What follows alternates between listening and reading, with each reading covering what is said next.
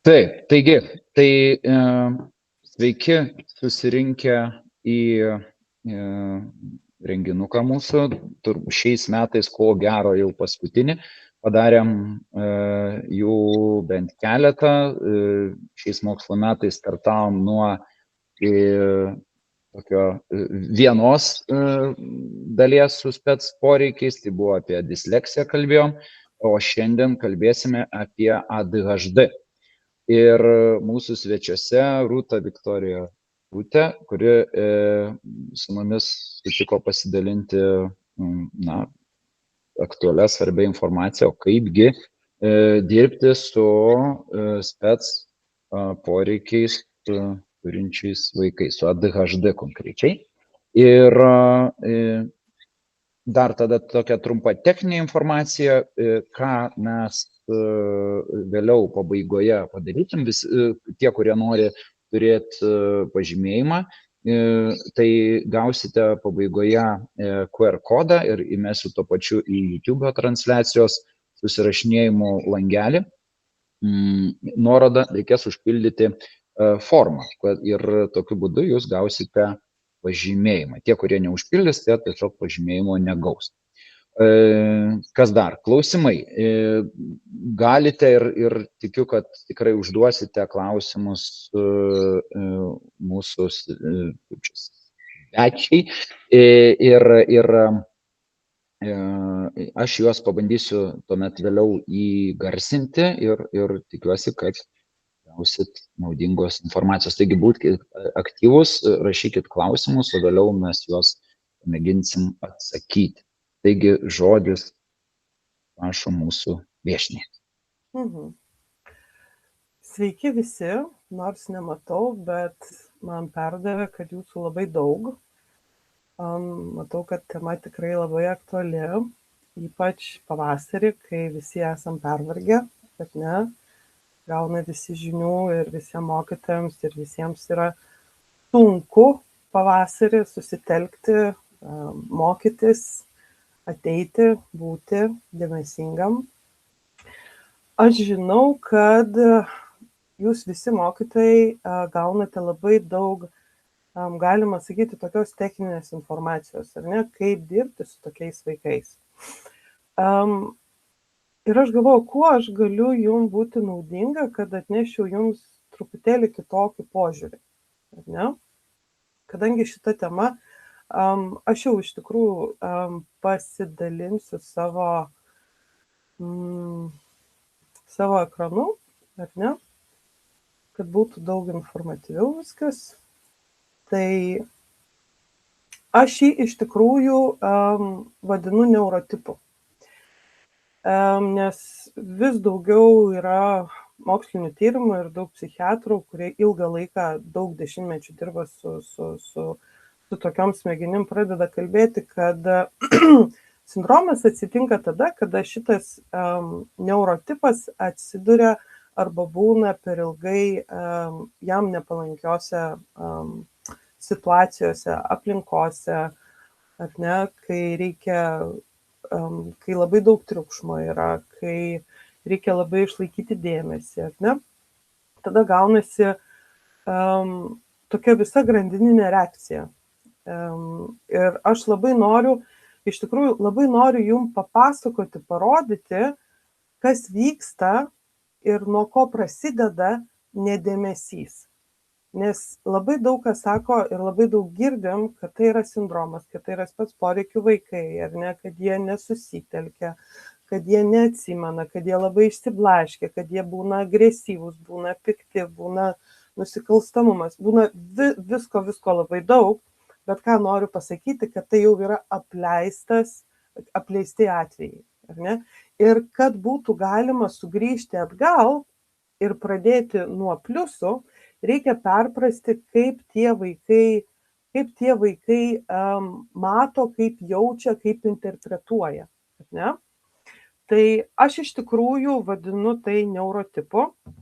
Ir būna ginčų, kad ar tai yra sindromas ar neurotipas, aš vis dėlto prieinu prie neurotipo, bet palieku prielaidą, kad tie, kurie dirba jau su krizėmis, tai jau yra sindromas, kai žmogus nebegali funkcionuoti, ar ne? Tai va, tai kas aš esu? Aš esu Rūta Viktorija, aš pati prieš 5-6 metus gavau diagnozę, aš turiu tą patį hiperaktyvumą, aš turiu ir autizmo diagnozę. Aš auginu 3 vaikus, tai mano viskas, ką aš su jumis kalbėsiuos ir kuo aš dalinuosi savo projektą edukaciniam, kurį pradėjau prieš 4 metus, ADHD persona, ne? Aš dalinuosi visą informaciją, kurią aš skaitau moksliniuose tyrimuose, tai, ką kalba psichiatrai, tai, ką kalba terapeutai, tai, ką kalba kalbos specialistai, tai, ką kalba policija, tai, ką kalba akademikai, ar ne? Kad vis dėlto suklūstam, yra kažkas, ko mes ilgą laiką nepastebėjom ir gavosi nekokios pasiekmes. Tai va, jeigu nueisite į puslapį, puslapis yra mano tvarkomas, ten kol kas man nėra įdomu tvarkyti. tai čia yra visiškai, kaip pasakius, ADHD dalykas, bet Instagrame galit mane labai puikiai rasti ir jeigu reikia, užduokite visokius klausimus. Tai va, pradedam. Kaip mes matom, jeigu kalbam apie mokyklą, tai mokykloje vaikai su nesuvaldytų dėmesiu, jie kalba, kad amžinai pamiršta, kad nenustyksta, nenusėdi vietoje, ar ne, neskaito, neįdomu, impulsyvus, pameta daiktus, neatsineša, pamiršta, būna, kad isterikuoja, nebaigia darbų, reikia su jais sėdėti ir būti, rodyti pirštų, ką reikia daryti. Ne? Daug kas sako, kad jie nesavarankiški. Jie labai mėgsta rizikuoti. Jiems iš tikrųjų rizika ir skausmas yra ne kaip įspėjimas, kad yra arti pavojus, tokiom smegenim tai yra labiau patyrimas, tai yra erdvė tyrinėti, kas gali nutikti. Ar ne? Jie labai dažnai neklauso, nes jų smegenis garsus kitaip susieja su savokomis. Ar ne? Dažnai sako, kad negalima pasitikėti, nes jie labai dažnai persigalvoja, ar ne? Labai dažnai sako, kad jie labai meluoja, kad jie yra neatsakingi, neišauklėti, garsiakalbiai, kad turi labai daug priklausomybių. Tai va, tie, kas dirba su ADHD paaugliais, tai paauglystė yra būtent ta vieta, tas laikotarpis, kai prasideda polinkis rinkti kažką, kas mane gali nuraminti, ar ne? Nu ir kadangi ADHD mėgsta riziką, tai ta rizika visada būna su tuo, kas nėra galima, ar ne? Kadangi ADHD labai dažnai mėgsta testuoti ir mėgsta išlipti iš ribų, dažnai būna, kad taisyklės ir net įstatymai būna biški ne taip, kaip pasakyta ir yra, o labiau kaip rekomendacija. Bet visi šitie dalykai, viskas čia, tai yra pasiekmes to, kad mes ilgą laiką galvojom, kad tai yra apie dėmesį. Bet iš tikrųjų ADHD yra apie nesureguliuotas emocijas. Ir kai tos nesureguliuotos emocijos ima viršų, žmogus nebesusitelkia. Labai dažnai sako, kad ADHD yra paveldima. Taip yra iš tikrųjų. Ir yra bent 27 genų variacijos pakitimai, kurie identifikuoja ir kurie jau kalba, kad tai yra iš tikrųjų genetika. Atrodo, vieni turi, ar ne, jeigu tai yra genetika, vieniem pasireiškia, kitiem nepasireiškia. Labai priklauso nuo aplinkybių, labai priklauso nuo to, kaip saugiai vaikas auga. Jeigu nėra saugumo, vaikas pradeda nerimauti. Tai dabar pakalbam apie šitas smegenis.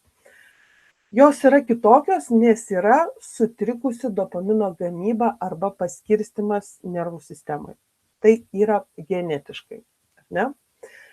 Kitas labai svarbus dalykas suprasti ir žinoti, bent jau man tai buvo vienas iš didžiausių raktų, kurie man leido suprasti mano savijautą ir mano vaikų savijautą ir tai, ką aš matau aplinkui, nes aš žmonės dar ir konsultuoju, Tai yra tai, kad ADHD ir autizmo, ypač autizmo smegenys, sugeria informacinės, jutiminės ir sensorinės informacijos daugiau negu paprasti žmonės.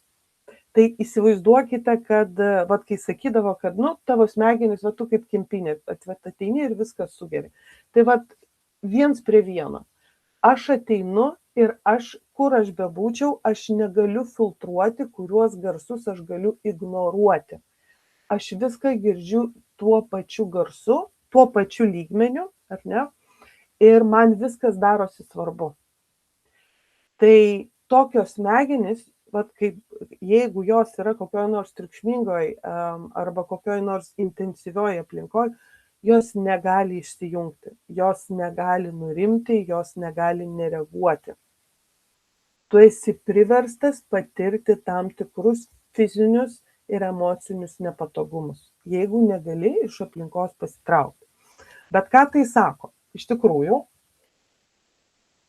kad jeigu girdėjot, sako, tu esi labai jautrus, tu per daug jautriai reaguoji, tu per daug greitai pavargsti, ar ne, tau vis kažką skauda. Tai va čia ir yra apie šitą neurotipą. Žmogus greitai pavargsta protiškai. Tu gali, kad ir nieko nedaryti, bet jeigu tu būsi triukšmingoje aplinkoje, tu jausies išsekęs, ar ne? Ir kaip minėjau, dėl dopamino trūkumo ir netolygaus paskirstimo, šita nervų sistema jinai negali pati susireguliuoti. Bet ypač jeigu žmonės sako, pakalbėsim, aš tau pasakysiu, kad viskas aplinkui gerai, pavojaus nėra, viskas yra gerai, tu turėtum nurimti. Šio neurotipo sensorika skanuoja aplinką ir jinai neduoda signalo, kad yra aplinkui saugu. Bet kaip mane pakvietė, ar ne, kalbėti Tomas, šitam skelbime buvo parašyta medžiotojo smegenys. Tai va čia ir yra medžiotojo smegenys. Aš nuolatos skanuoju aplinką, kurioje aš esu.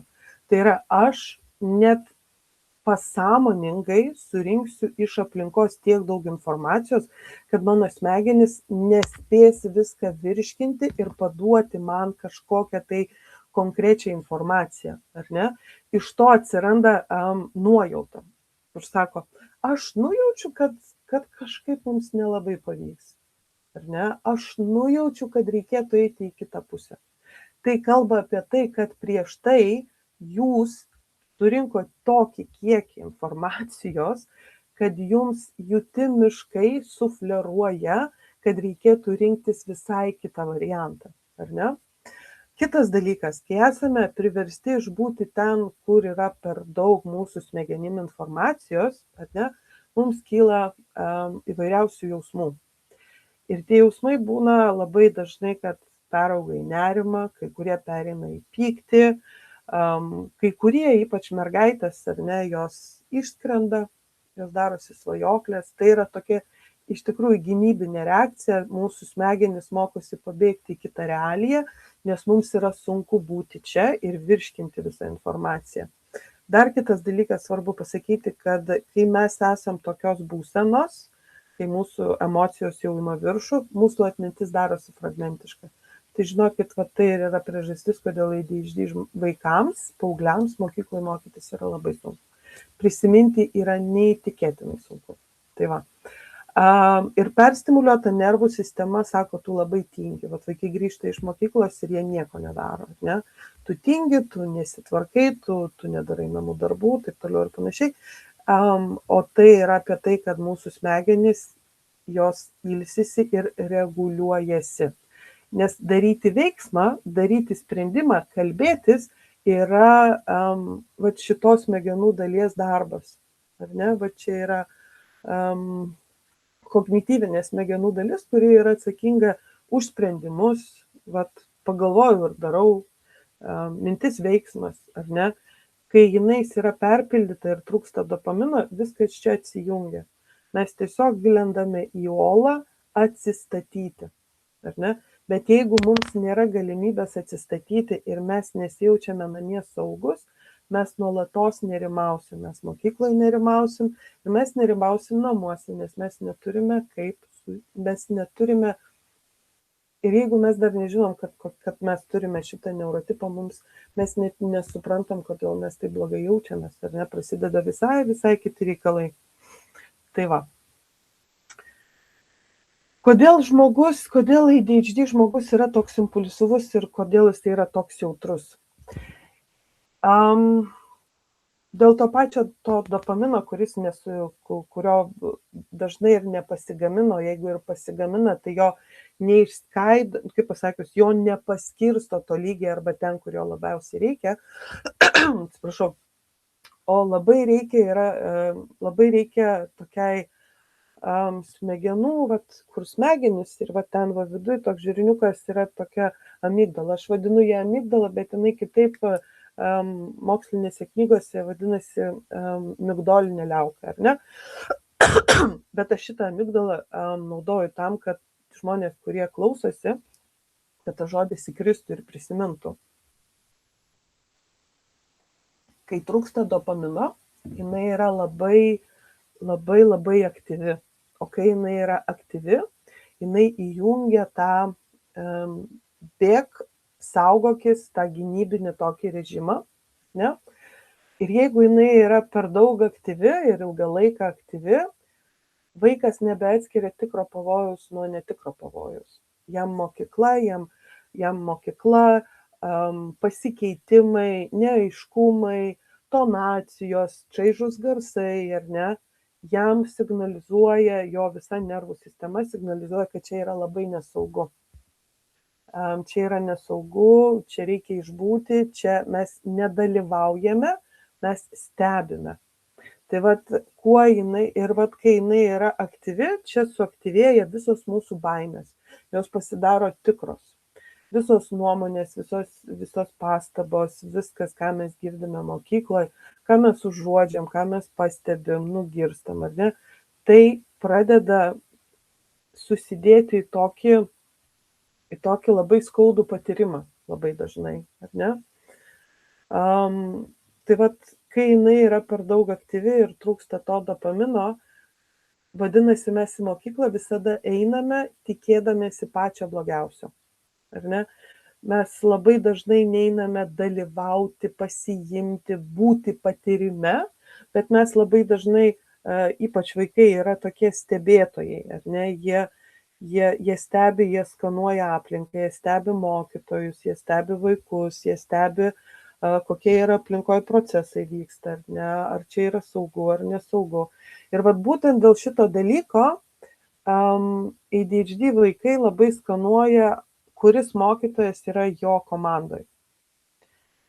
Ir labai dažnai mokytojai norėdami, pasakius, kartais stengdamiesi labai daug jie nepagalvoja apie kai kurios tos neuroypatumus, ar ne, kad tarkim, jeigu jo balsas yra labai čaižus, ar ne, jautrus vaikas, kuris turi jautrias ausis, jisai nenorės klausytis. Ir jisai labai dirgins, ar ne, jeigu kvapai, ar ne, jeigu klasiai kvapai, jeigu labai daug šitų spalvų, ar ne, aplinkui, yra labai daugybė visokiausių dalykų, kas mokykloje vaikams signalizuoja, kad reikia iš čia eiti. Nes kuo dažniau einu į mokyklą, tuo labiau aš bijau, tuo labiau aš nemoku nurimti, ar ne, ir nelabai suprantu savo savijautos, nes stebiu kitus ir visi daro, ir didžioji dalis vaikų daro paprastus dalykus labai paprastai, o man labai sunkiai daug kas sekasi, ar ne?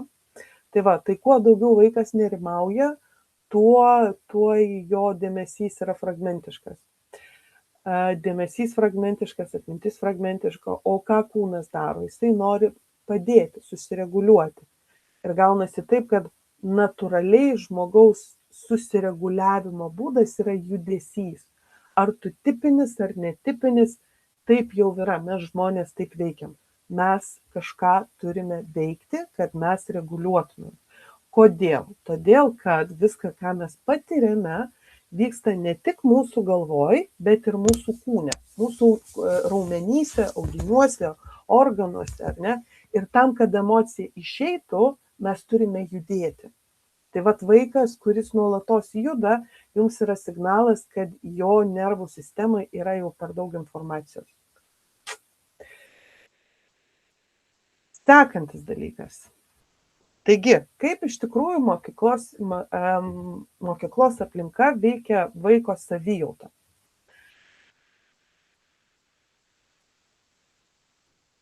Man atrodo, aš nežinau, ar jums yra kas nors sakęs, bet baltas apšvietimas mokykloje labai apkrauna akis. Vaikai, kurie vaikšto su kapišonais, jie slepiasi nuo šito apšvietimo. Man asmeniškai, jeigu aš esu mokykloje, konferencijoje, toj pačioj, bet kokioj valstybinėje įstaigoje, visur, ar tai būtų prekybos centras, ar tai yra Akropolis, baltas apšvietimas, VU, tie tokie lediniai, ar ne, tie apšvietimai, jeigu, nežinau, čia dabar, jie mirksi daug greičiau. Atrodo, plika akim mes to nepastebėsim, bet buvo daryti tyrimai, kurie tulėtina vaizdą ir matosi, kaip lempos mirksi. Esmė tokia, kad mūsų akių obuolių raumenukai, kurie, ar ne, kaip pasakius, kurie palaiko, ar ne, įsitempusias akis, ar ne, ar mes norim susitelkti, ar dar kažkaip, vyksta mikro susitraukimai ir mūsų akis per greitai, per daug pavargsta. Toks baltas apšvietimas apšviečia, išryškina viskas, kas yra aplinkoj. Tai vadinasi, mes matome koloritinę kokofoniją. Tai vadinasi, mano akis, kaip ADHD akis, jos ir šiaip yra medžiotojo akis, ar ne? Mes akimis paliečiam 30% daugiau, kaip čia pasakyti, erdvės, ar ne? Bet jeigu viskas yra labai ryšku ir yra labai daug ryškių spalvų, kontrastinių, ar ne? Vadinasi, mes natūraliai negalim sureguliuoti savo žvilgsnio. Mes visą laiką viską kažką tai pastebėsim. Mums labai bus sunku stebėti mokytoją ir tai, ką jinai pasakoja. Vienas dalykas. Per daug informacijos vienu metu. ADHD žmonės, vaikai, atsiprašau, mums yra sunku klausyti žodinės instrukcijos. Jeigu tai nėra žaismas su tonacija, jeigu žodis nėra priklijuotas prie vaizdinio, ar ne, kad tai, ką aš girdžiu, aš matau jo reikšmę ir aš greičiau susieju ir man greičiau, kaip pasakius, nugula atminty, tai yra vienas dalykas. Bet kitais atvejais mes nieko negirdime ir mes nieko neprisimename. Mes išskrendam. Tai va. Tai kai mes gaunam per daug informacijos klasiai, ar ne? Vienas kalba, kitas garsiai kvėpuoja, kitas, nors tai gali skambėti kaip labai mažos smulkmenos, iš tikrųjų ADHD vaikui visi garsai yra kaip tokia viena didelė mišrainė. Ir tu jautiesi kartais įkaitas arba kaip kalėjime, kad tu nori padaryti, tu nori perskaityti, tu nori susikaupti, bet tu fiziškai negali to padaryti. Kitas dalykas, mokykla ir klasės yra kvapai. Jeigu klasėje sėdi 20-30 vaikų, tai mes užuosim 30 skirtingų kvapų. Jeigu kas nors dar turi kokius nors ten plasmasinius daiktus, ar ten penalą, ar dar kas nors, mes neįtikėtinai užuodžiam plasmasę. Aš asmeniškai negaliu nueiti tam tikras parduotuves, aš dabar negaliu įvardinti, neįsakysiu, bet vien dėl to, kad ten viskas pagaminta iš plasmasės, net rūbai plasmasiniai. Ne? Tas pats foninis triukšmas, atidarytas langas, gatvės garsai irgi labai blaško. Kitas dalykas - persijungimai. 45 minutės pertrauka, 45 minutės pertrauka. ADHD vaikai sunkiai persijungia ne tik iš pamokos į pertrauką ir iš pertraukos į pamoką, bet mes sunkiai persijungiame iš nubudimo į budravimą. Mes sunkiai pereiname, mums reikalingas ilgesnis laikas perėjimui.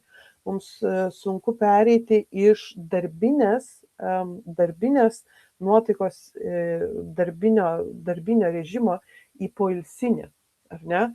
Tai vaikai nuolatos tokie plaukiojantis, nuolatos tokie, kaip pasakius, jie netgi ir laiko nejaučia. Tai va,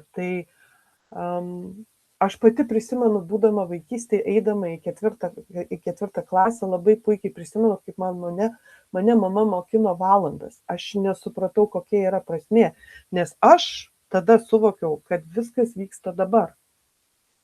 Man ilgą laiką vaikystėje viskas laikas nebuvo kaip linijinis, man jisai visada buvo taškinis. Tik daug vėliau, kai aš atradau bendruomenę ADHD, ar ne, ir mes pradėjom atviriau bendrauti, aš supratau, kad daugelis su šito gyvena. Arba dabar vyksta, arba dabar niekas nevyksta. Nėra po 10, po 5 metų, ar ne? Arba ten po pusvalandžio, po valandos, mes nejaučiam fiziškai laiko, todėl mums reikia matyti tiksinti laiką, arba mums reikia klausytis kažkokių tai garsų, kurie tęsis tam tikrą laiką, ar ne? Ir iš tikrųjų, mokykla yra ta vieta,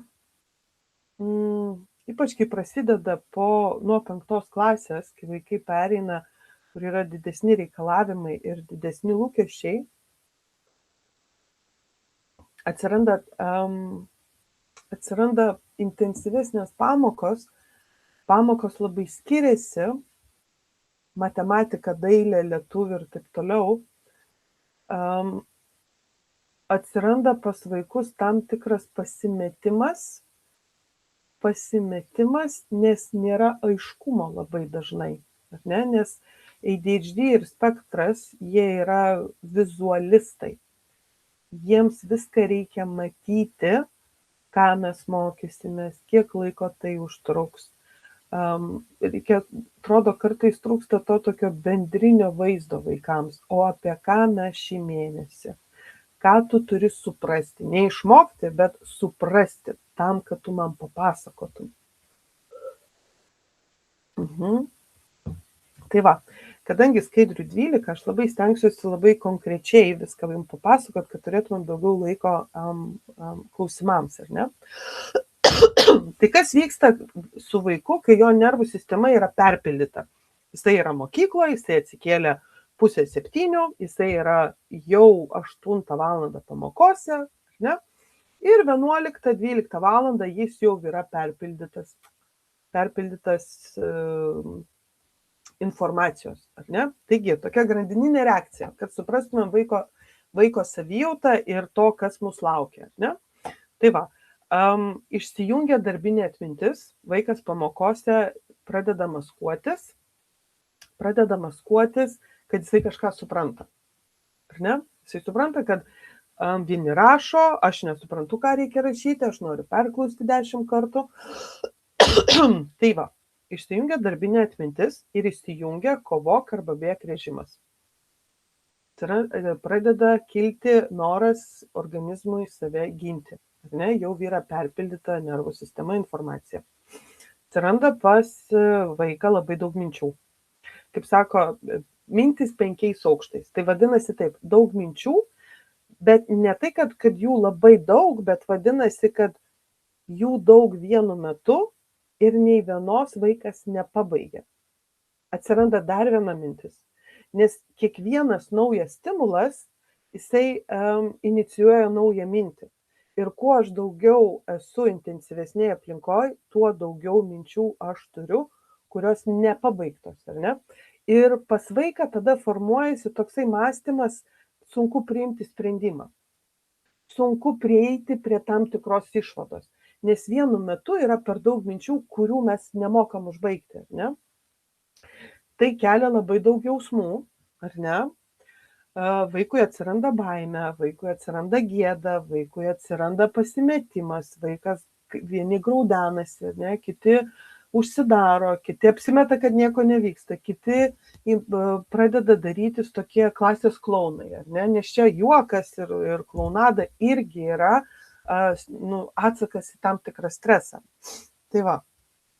Ir kadangi vaikas negali išsiduoti, kad jam yra blogai, ar ne, nes labai dažnai tai, kaip mes jaučiamės ir kad mes esam per daug jautrus, kai kurie mokytojai, šiaip ne tik, kad mokytojai, bet aplinkoje kiti nepripažįsta, kad tai yra tikri iššūkiai. Kad tu per jautriai reaguoji, tu prisigalvoji, čia iš tikrųjų taip nebuvo, ar ne, tu čia bijai per daug, tu čia nepavalgy dar, nors vaikas pradeda abejoti savo dalykais. Bet jausmai jie lieka ir jie kiekvieną kartą vis intensyvesni darosi ir pasakius, jie impulsyvesni. Tai negalima išsiduoti, vaikas pradeda maskuotis, ar ne? Kyla kortizolis ir kyla adrenalinas. Kuo ilgiau šitie du dalykai lieka pakilę, tuo didesnis šansas, kad vaikas po pietų turės nerimą. Jeigu turite mokykloje istorijų, kur po pietų vaikai pradeda muštis berniukai ir tu ten nesuprasi, ką jis daro, tai yra būtent apie tai. Jisai per ilgai maskavosi ir jo nervų sistema yra tiesiog perpildyta informacijos. Jisai nežino, kaip nurimti, jisai nežino, kaip tuos jausmus iš kūno išvesti, ar ne? Kūnas įsitempęs. Mes irzlus, agresyvus. Vaikai darosi pikti. Vaikai darosi maištingi, jie maištauja ir jie darosi kai kurie netgi abejingi, kad atrodo, jie nebeturi resursų vidinių reaguoti į kažką teisingai, ar ne? Tai va, tai kai šitie dalykai visą laiką kartojasi, kai tu esi perstimuliuotas, kai tu nežinai, kas su tavim vyksta, kai tavo elgesys, kurio tu negali kontroliuoti, tu esi piktas, tu daužai daiktus, tu nesimokai, tu daraisi piktas, atrodo, tavo kūnas kuria tiek daug destruktyvo tam, kad visas pasaulis tave paliktų ir kad tu būtum nebereikalingas, kad tu galėtum ramiai ilsėtis. Atrodo, kažkaip per daug šitas modelis gal per daug toksai komplikuotas, bet lygiai taip pat gyvena ir suaugę žmonės. Tie, kurie dirba darbe, kurie dirba intensyviose vietose, kur dirba tarp labai daug žmonių, ar ne, jie lygiai tą patį atseka ir kai jie gauna savo diagnozę, jie pradeda dalintis su savo vaikais, jie supranta, kad jų vaikai lygiai tą patį išgyvena. Ne? Ir kas atsitinka, labai dažnai atsiranda pas vaikus tokia neaiški savijauta, ne? Tai paskauda, tai pamaudžia, tai tėtis su mama pradeda pas gydytojus vedžioti, ne? Fizinių negalumų nėra ir tada galvoja, vaikas čia simuliuoja, ne? Labą dieną. Tai va, tai iš tikrųjų perstimuliacija ir psichosomatika, jie labai daug, šiaip psichosomatika duoda labai daug informacijos apie tai, kas vyksta žmogaus kūne, kai jisai nesupranta, kas vyksta. Ar ne? Nes ADHD žmonės labai dažnai nejaučia alkio, troškulio, labai dažnai vaikai būna užmiršta, kad į tualetą nori, ar ne? Labai dažnai jiems būna sunku užmigti, nes jų galvoj yra tiek daug informacijos, jie negali užmigti, nes jų smegenys to dar nesuvirškino. Viskas, ar ne? Tie, kurie iš mokytojų turi vaikų, kurie labai daug turi nemigos sutrikimų, miego ar ten kokių kitų nuotaikos sutrikimų, tai va šitas kampas labai padeda užmegzti ryšį su žmogum, kuriam yra iš tikrųjų sunku mokytis ir susitelkti. O esmė, šitie vaikai tikrai labai gali mokytis, tik jie nėra akademiniai. Jie nesėdi, jie neskaito apie tai, kaip reikia užvesti motorą, arba kaip reikia surinkti kompiuterį, arba kaip reikia kažką padaryti. Jie tiesiog nori eiti ir matyti, ir dalyvauti, ir dekonstruoti patį procesą. Taigi, grįžtant prie psichosomatikos. Psichosomatika yra kūno reakcija į perstimuliavimą, ar ne? Ir aš va čia esu sudėjusi skaidrėje, ar ne, kad čia angliškas išsireiškimas overstimulated, tai yra perkrauta nervų sistema. Labai dažnai, kai jūs norite užmegzti ryšį su vaiku, su paaugliu, ar ne, jeigu jūs nujaučiat, kad tai yra spektras, tas pats ADHD ar kažkiek autizmo ar disleksijos, ar ne, ir jeigu matot, kad sunku būti, ar ne, visada reikia klausti apie sensorinius dalykus. Ar yra per ryšku, ar yra per intensyvu, ar triukšmas dirgina. Yra labai gerai paklausti, koks garsas tave labiausiai, ar ne, koks garsas kelia tau pyktį, ar ne. Matom, kad sunku būtų vietoje, ar ne, kad sunku susitelkti. Tai tada būna, kad pastebim vaiko staigius judesius, ar ne, kad į menkiausius kažkokius pasikeitimus. Oda tampa jautresnė, vaikai nori kasytis, tai yra, oda irgi yra sensorinis organas, jisai irgi dalyvauja šituose pasaulio pažinime, ar ne? Tai va, labai dažnai būna, kad tokie vaikai, kurie ilgą laiką yra perstimuliuoti, jie nešioja tuos pačius rūbus. Tai yra jų saugumo rūbai, kur kai kūnas yra perstimuliuotas, mūsų oda nenori jausti jokių kitų naujų tekstūrų. Ar ne? Tai būna, kad sakom, va šitas nevala. Jisai vaikšto su ta pačia maikė jau visą savaitę, ar ne, jau su tais pačiais džinsais. Ne, jo pasirinkimas yra toks. Jisai renkasi, kad oda nebūtų perstimuliuota, jisai žino, kad bus perstimuliuotas ausis, akis, reikės kalbėti, kai neturi dopamino kalbėjimui, ar ne? Tai va, mano vaikai lygiai taip pat, kai buvo labai sunku mokykloje, nešioja tuos pačius rūbus. Mano dukra, kuri yra 4-okė, jinai vaikšto, turi tuos pačius džinsus ir 2 uniforminės maikės. Ir tai yra viskas, ką jinai nešioja nuo rugsėjo mėnesio. Tai va, kai žmogui kanda rūbai, kai jisai nenori užsidėti nieko daugiau, vadinasi, jo nervų sistema nebepriima nieko iš išorės, ar ne? Tokie žmonės net nenori, kad juos apkabintų. Tai va, net ir švelnus prisilietimas jiems dažniausiai būna kaip, toks, kaip pavojus. Tai va. Tokie vaikai, jie labai greitai perkaista, labai padidės širdies dūžis, yra, kraujo spaudimas yra pakilęs, kvėpavimas darosi labai sutrikęs, labai įsitempę raumenys yra. Pas vaikus ir paauglius būna įsitempę kaklo raumenys, ir kai va šitoj vietoje yra įsitempę labai, tai vadinasi, kraujagyslės nebedaneša į smegenis pakankamai naudingų medžiagų, nei tų vitaminų, nei pačio deguonies.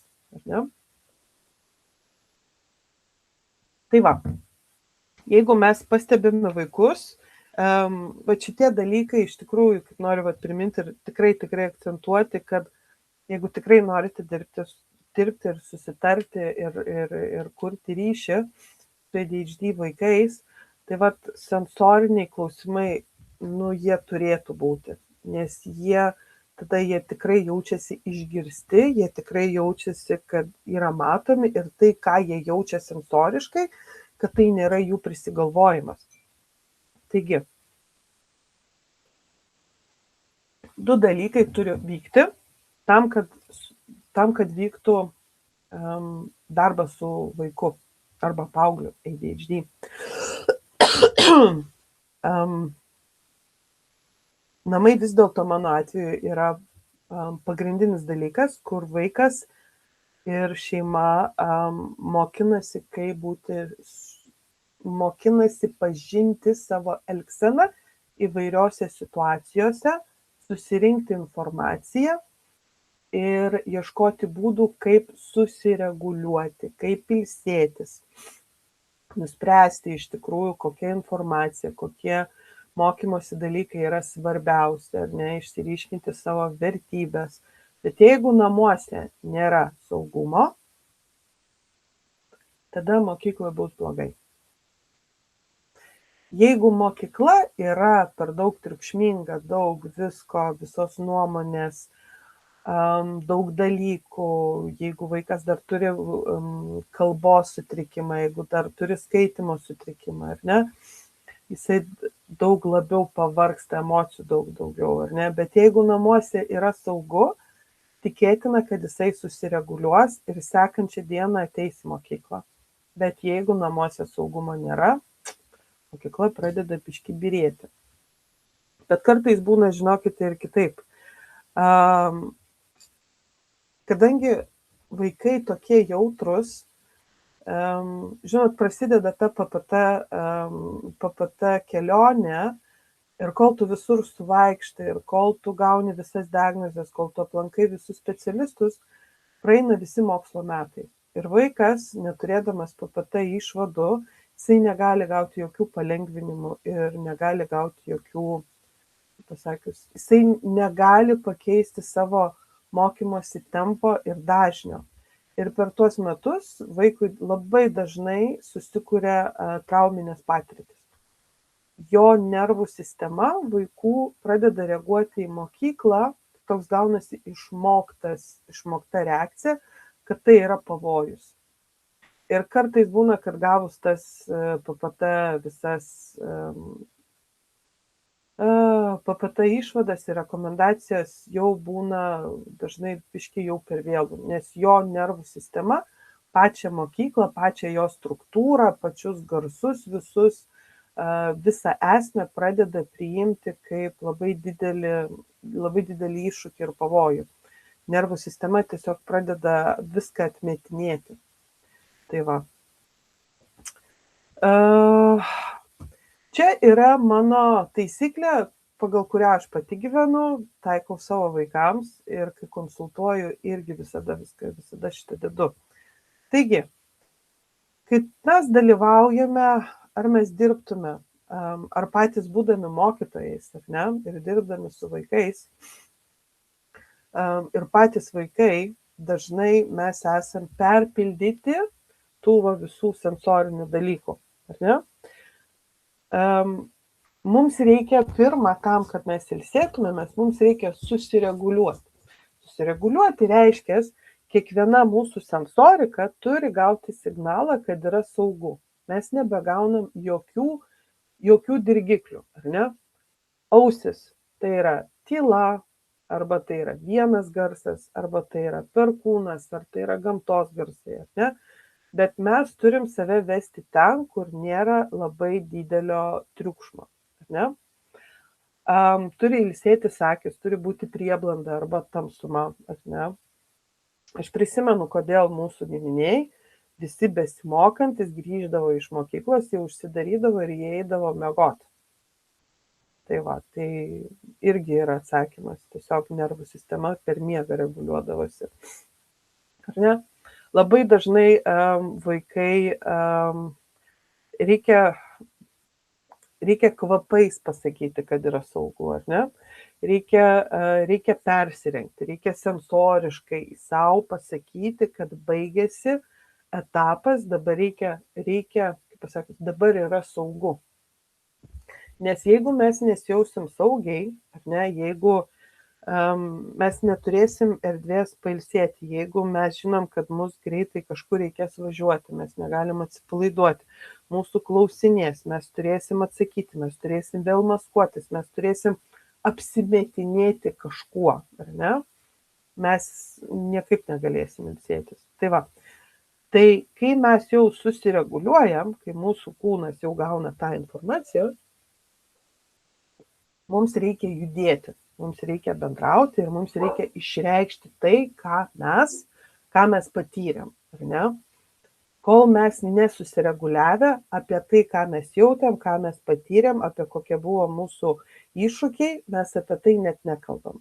Reikia ilsėtis. Tam, kad įvyktų poilsis, ar ne, reikia duoti, kaip sakius, tas judėjimas ir bendravimas ir gebėjimas išreikšti yra pirmas žingsnis, norint prevenciją depresijai. Nes kuo mes ilgiau užspaudžiam emocijas, tai pavyzdžiui, kai vaikai sako, va, šiandien buvo gera diena, šiandien aš pykau, bet aš niekam neparodžiau. Vadinasi, vaikas po kelių dienų sirgs, arba tai bus gerklė, arba tai bus peršalimas, arba pilvas skaudės. Taip veikia kūnas. Jisai visada duos signalą, kad kažkas buvo negerai, reikia kažkur tai grįžti, tai išreikšti. Išreikšti pyktį, pripažinti, kad kažkas buvo neteisus, pripažinti, kad tu bijojai, pripažinti, kad tavęs neapgynė. Ne? Atsiprašau. Kuo mes daugiau išreikšim, kuo pas mus bus daugiau ekspresijos, tuo pas vaiką bus mažiau to, kas yra neišsakyta. Ne? Jam nebereikės vidinių resursų slėptis, meluoti, maskuoti ir apsimetinėti. Ne? Ir tada, kada mes pailsim, mes jaučiame saugus, mes galime vėl grįžti ir veikti. Veikti ir būti ten, kur pilna garsų, pilna šviesų, pilna veiksmo. Ne? Tai nėra blogai būti intensyviose vietose. Būna ADHD vaikai yra labai sėkmingi sporte, ne? Ir jie prisirenka labai daug pergalių, bet visas tas patyrimas sensorinis, jisai lygiai taip pat veikia kaip ir, kaip pasakius, tiesiog reikia mokėti, suprast, kokie procesai vyksta kūne. Ne? Aš suprantu, kad mokytojams tai yra papildoma užduotis, ar ne? Ir šitas dalykas iš tikrųjų turi ateiti iš namų. Iš namų tėtis ir mama bendrauja su vaiku, jie stebi jo elgseną ir jie atneša informaciją papildomą, ne? Kad mokytoja turėtų platesnį vaiko supratimą. Tai va. Ir jau kalbamės. Kaip aš čia greitai. Bet tikėtina, kad aš neįdėjau tam tikrų skaidrių, žinokite. Kaip čia dabar gavosi. Trūksta kai kurių skaidrių, nes aš neturėjau baigti. Bet noriu pasakyti su mokslu šitaip, kad ADHD vaikai, labai gaila, kad skaidrių neįdėjau, kaip aš čia dabar pamiršau. Esmė tame, kad ADHD vaikai dažniausiai nėra akademiniai vaikai. Tas akademiškumas yra išmoktas paklusnumas. Ne? Bet ADHD natūra yra spręsti. Jie yra labiau analitinio, inžinerinio mąstymo vaikai. Jiems reikia eksperimentuoti, jiems reikia bandyti ir jiem reikia labai daug daryti klaidų. O mokykloje reta, kuri discipliną nevertina. Ne? Tam, kad vaikas įsijaustų į kažkokį tai pažinimo procesą, jisai turi jausti, kad jo niekas nevertina. Kad jisai gali daryti daug klaidų, kad jisai turi pajausti, kad tos klaidos nėra tai, kad jisai kažką blogo padarė, jisai turi suprasti, kad tai yra papildoma informacija tekančiam bandymui. Ne? ADHD veikia, jiem turi nesisekti, jiems, kaip pasakius, reikia treniruoti, kad nesėkmė yra dar vienas impulsas sužinoti kažko, ko mes nežinom. Ar ne? Nes kaip mokykloje yra, kad pradedam veiksmą ir tik tada bus rezultatas. Ar ne? ADHD vaikam reikia pirmą rezultato tam, kad jisai eitų atbulyn, kas iš tikrųjų nutiko. Nes įvykis stimuliuoja, įvykis sukelia interesą. Ne? Dažnai galima žaisti netgi ir detektyvą, ar ne? Kad jeigu atsitinka kažkas, tai mums reikia sužinoti, koks vyko procesas, kad gavosi šitas rezultatas. ADHD vaikai turi tokį, ne tik vaikai, bet ir suaugę žmonės, yra toksai išsireiškimas, tokios 3 raidės RSD. Angliškai vadinasi Rejection Sensitivity Dysphoria. Lietuviškas atitikmuo aš bijau, kad tu mane paliksi. Ar ne? Tai kai vyksta komandinis darbas ir jeigu tu padarai klaidą, mokykloje yra, kaip pasakius, mokykla aplamai yra apie tai, kad tu neeksperimentuoji, tu nesimėgauji procesu, bet tu turi atitikti tam tikrą, kaip pasakius, yra tam tikros aiškios gairės, kur tu turi būti, ką tu turi mokytis, kad tu būtum įvertintas, ar ne? Vat būtent tas vertinimas ir va tos 3 raidės, kur mes bijom, kad mus įvertins ir mus paliks, išskirs, nuvertins, ar ne, bus kažkoks reitingas, vienas didesnis, vienas labiau supranta, kitas mažiau supranta, bet esmė tame, kad vat būtent tas vertinimas ir labai trukdo vaikam eksperimentuoti. Bet kai vaikas gali eksperimentuoti, ADHD vaikas, atsiranda hipersusitelkimas, hiperfokusas. Mano pačios patyrimas su mano vaiku, kuris iš tikrųjų pusę metų jau nelanko mokyklos, nes mes taip prisieksperimentavome ir mes taip privaikščiojom, keitėm mokyklų, kad jam yra iš tikrųjų trauminė patirtis pati mokykla. Kaip mes veiksim toliau, aš iš tikrųjų nežinau ir netgi kalbėdamas su jumis aš kartai, ne tai, kad va dabar abejoju, bet atrodo, kad norisi pasakyti, kad ADHD vaikai yra labiau eksperimentatoriai, darytojai, kūrėjai ir sprendėjai, nei akademikai, kurie sėdi prie knygų, skaito ir nurašinėja. Ir iš žodžių renkasi, ir iš žodžių kuria savo vaizdinę informaciją. Nes ADHD vaikai, jie yra vizualistai. Jiems informaciją reikia pateikti vizualiai, jie ją nagrinėja vizualiai ir jie ją nori išreikšti vizualiai. Todėl jų mokykloje didžiausi, kaip pasakius, iššūkiai yra, kad jie negali savęs išreikšti vizualiai. Nes dažniausiai, ne dažniausiai, bet taip yra, kad mes turime išreikšti žodžiu arba turime išreikšti raštu, ar ne?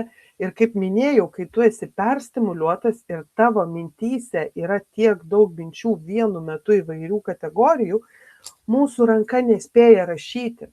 Mes nusiviliam savim 5000 kartų, ar ne? Ir mūsų mintis dažnai būna, kad mes net nebenorim rašyti, nes mes turėjom tą idėją ir mes jos neužrašysim. Tai nėra prasmės iš viso nieko daryti, ar ne? Nes ADHD kaip yra, arba darau viską ir labai giliai, ir labai intensyviai, arba aš nieko nedarau. Nes ADHD vaikas ir aplamai būsimas suaugęs, jis nėra maratonininkas. Jisai ADHD, jie yra sprinteriai. Ateini, paimi gabalą, projektą, tam projektui tu perskaitysi, tu pabendrausi, tu sužinosi, tu sužiūrėsi visus filmukus, tu paklausi visko, kaip viskas, kaip procesas vyksta, tam, kad tu padarytum tą projektą. Taip dažniausiai ADHD vaikai ir mokinasi. Lygiai taip pat mokinasi mano sūnus, kuris jau ilgą laiką neina į mokyklą, bet jisai tvarko paspirtukus. Jo iš vis manija yra automoto, viskas, kas yra su ratais. Bet taip, kaip jisai dabar juos taiso ir taip, kaip jisai dirba profesionalūs asmenys, kurie remontuoja ir nusimano apie paspirtukus. Tai yra schemos, tai yra programos, tai yra... Ir jisai viską tai išmoko pats, nes buvo problema, buvo projektai, kuriuos jisai sprendė. Tai va. Tam, kad dirbti su ADHD vaikais, jis turi suprasti, kad jūs esate saugus asmuo. Visais kitais atvejais jūs galite turėti pačias geriausias mokymosi priemonės, galite nueiti pačius naujoviškiausius kursus išklausyti, ar ne? Bet jeigu ADHD vaikas supras, kad jūs apsimetinėjat, ar ne? Nes ADHD vaikai labai gerai nuskaito žmonių dviveidiškumus, labai gerai nuskaito, kurie meluoja, kurie apsimetinėja, kurie iš tikrųjų tik dėl akių veikia, ar ne? Ir jie dažniausiai tiesiog nebepriima tokių žmonių į savo vidinį pasaulį ir tada gaunasi konfliktas. Kaip pastebėjimas, mokytojai, kurie turi santykių su ADHD vaiku, dažniausiai būna tas vaikas labai stengiasi toj pamokoje. Jam gal ir nelabai pasiseks suprasti ar dar kažkas, bet jisai tikrai stengsis gerai elgtis. Tai va.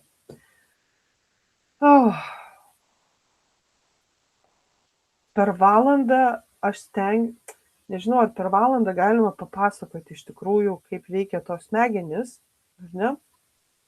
Kaip mes reaguojam aplinkoj, kaip mes norim būti dalis aplinkos dalis, ne?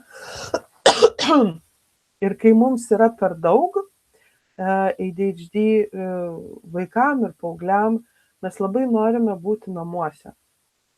O namuose nenorime eiti į mokyklą arba į darbą, ne? Tai yra dėl to, kad namai yra ta vieta, kur mes galime sukontroliuoti stimuliaciją. Ne, mes galim kontroliuoti apšvietimą, mes galime būti tyloj, su mumis niekas nebendrauja, nes spektrui, ar tai būtų disleksija, ar tai yra autizmas, ar tai yra ADHD, susireguliavimas reiškia, aš su niekom nebendrauju. Ar ne? Ir kartais, kai mes užmezgam ryšį, iš tikrųjų pats vaikas ir pats paauglys labai daug ką pasako. Kas jam yra sunku, kokie yra jo iššūkiai, o kaip jisai galėtų padaryti, ar ne? Ne kartą esu turėjęs šitą patirtį, tikrai. Tai va, kartais iš tikrųjų galima pasakyti, tu gali trečiadieniais neateiti, tu gali trečiadieniais daryti daug ką nuotoliu, tu gali trečiadieniais parašyti klausimus, jeigu tu turi, ar ne, kažkokius. Tai va, bet aš žinau, kad dabar mokykloje tiesiog yra labai daug, ypač tie, kurie yra paaugliai, o paauglystė yra, nežinau, tėveliai būtent vaikų paauglystėj pradeda melstis ir bažnyčią eiti, bet aš labai, tai, kuo aš dalinuosi, tai yra dėl to, kad būtų galima atkurti ryšį, kad būtų galima, kad paauglys ir vaikas pradėtų jausti, kad juo iš tikrųjų domisi, kad jo nevertina, nes vertinimas yra pati blogiausia patirtis mokykloje, bet iš tikrųjų, kai vaikas pajaučia, kad juo iš tikrųjų domisi, kad tai, ką jisai jaučia, yra validu. Tai va, tai mano šitas pasakymas ir kalbėjimas apie tai, kad suprasti, kurti ryšį ir kartu su vaiku kalbėtis, kaip padaryti. Nes aš tikiu, iš įtraukties centro ir visur kitur, jūs turite labai daug šitų, labai daug visų technikų ir rekomendacijų, ar ne? Tai vat aš tikiu, kad atkūrus tam tikrą ryšį, galima tada matuotis, kokiu greičiu galima vėl įsivažiuoti. Tai va. Ačiū labai, o dabar, Tomai, man atrodo, laikas klausimams, ar ne? Jeigu jų yra. Taip, klausimų labai už išsamų pristatymą apie tos medžiotojų smegenis. Taip. Ir šitą klausimų yra daug, aš juos pamėginau sudėlioti ne taip, kaip žmonės uždavė klausimus, o pabandžiau sudėlioti chronologiją pagal tam tikrą logiką. Tai tuoj pažiūrėsim, ar čia ta logika suveiks. Tai aš irgi porą klausimų įterpiau, tai vat tuoj pabandysim išdėlioti. Tai mano klausimas pirmas. Jei vaikas neturi oficialių PPT išvadų, kas turbūt dažnas dalykas, daugelį mokyklų galim sutikti, kad vaikai turi polinkį vienokį ir kitokį, reiškia, į vieną ar kitą pusę, šiuo atveju, pavyzdžiui, į ADHD, bet išvadų nėra, ar ne? Vaikui lyg ir norėtųsi padėti. Tai kas galėtų mokytojui parodyti, kad tas vaikas galimai turi tų ADHD? Tai reiškia, kad aš kaip mokytojas galbūt nėra išvadų, bet aš norėčiau kažkaip prisiderinti prie to vaiko, padėti jam. Kaip aš galiu suprasti, kad šitas vaikas greičiausiai turi ir gal jau reikia su jo tėvais pakalbėti ir kažkaip daryti dalykus klasėje. Tas pats dėmesys ir tos pačios emocijos.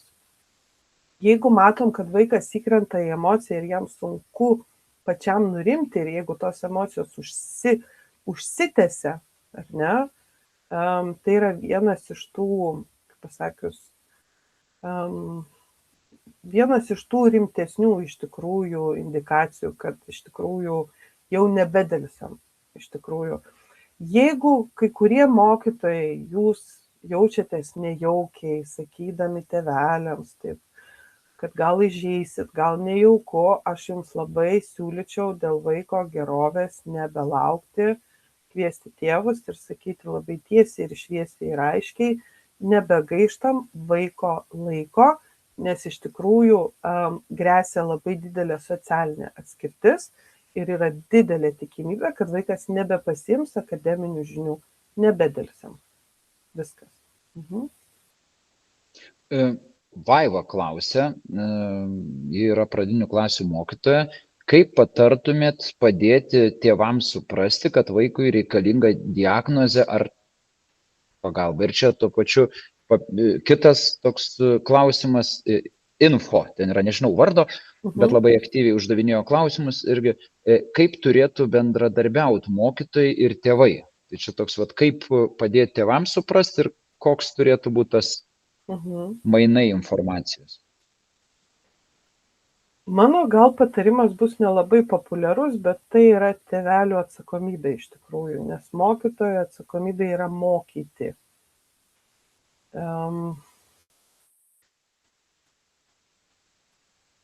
Kodėl yra skaudu tėveliams, nes tai yra genetika. Atrodo, jeigu mano vaikas, tai jau ir tėtis ir mama. Labai dažnai dėl šito tėveliai ir uždelsia. Bet jeigu jūs kalbėsite apie tai, kad sakysit, kad jūs pastebit, kad vaikas mokinasi, kad vaikas informaciją priima netipiniu būdu. Pabandom, aš labai rekomenduoju, kad mes iš tikrųjų rastume tą būdą, kaip vaikas priima informaciją ir kaip jis savo žinias išreiškia. Labai dažnai, kaip pasakius, galima iš tikrųjų irgi sakyti, kad jūs pastebit, kad vaikas vizualistas, ne, kad jam informacija geriau priimtinesnė viena arba kita forma. Gal nebedelsiam, kreipiamės, kalbam, bendradarbiaujam, kad vaikas kaip pasakius,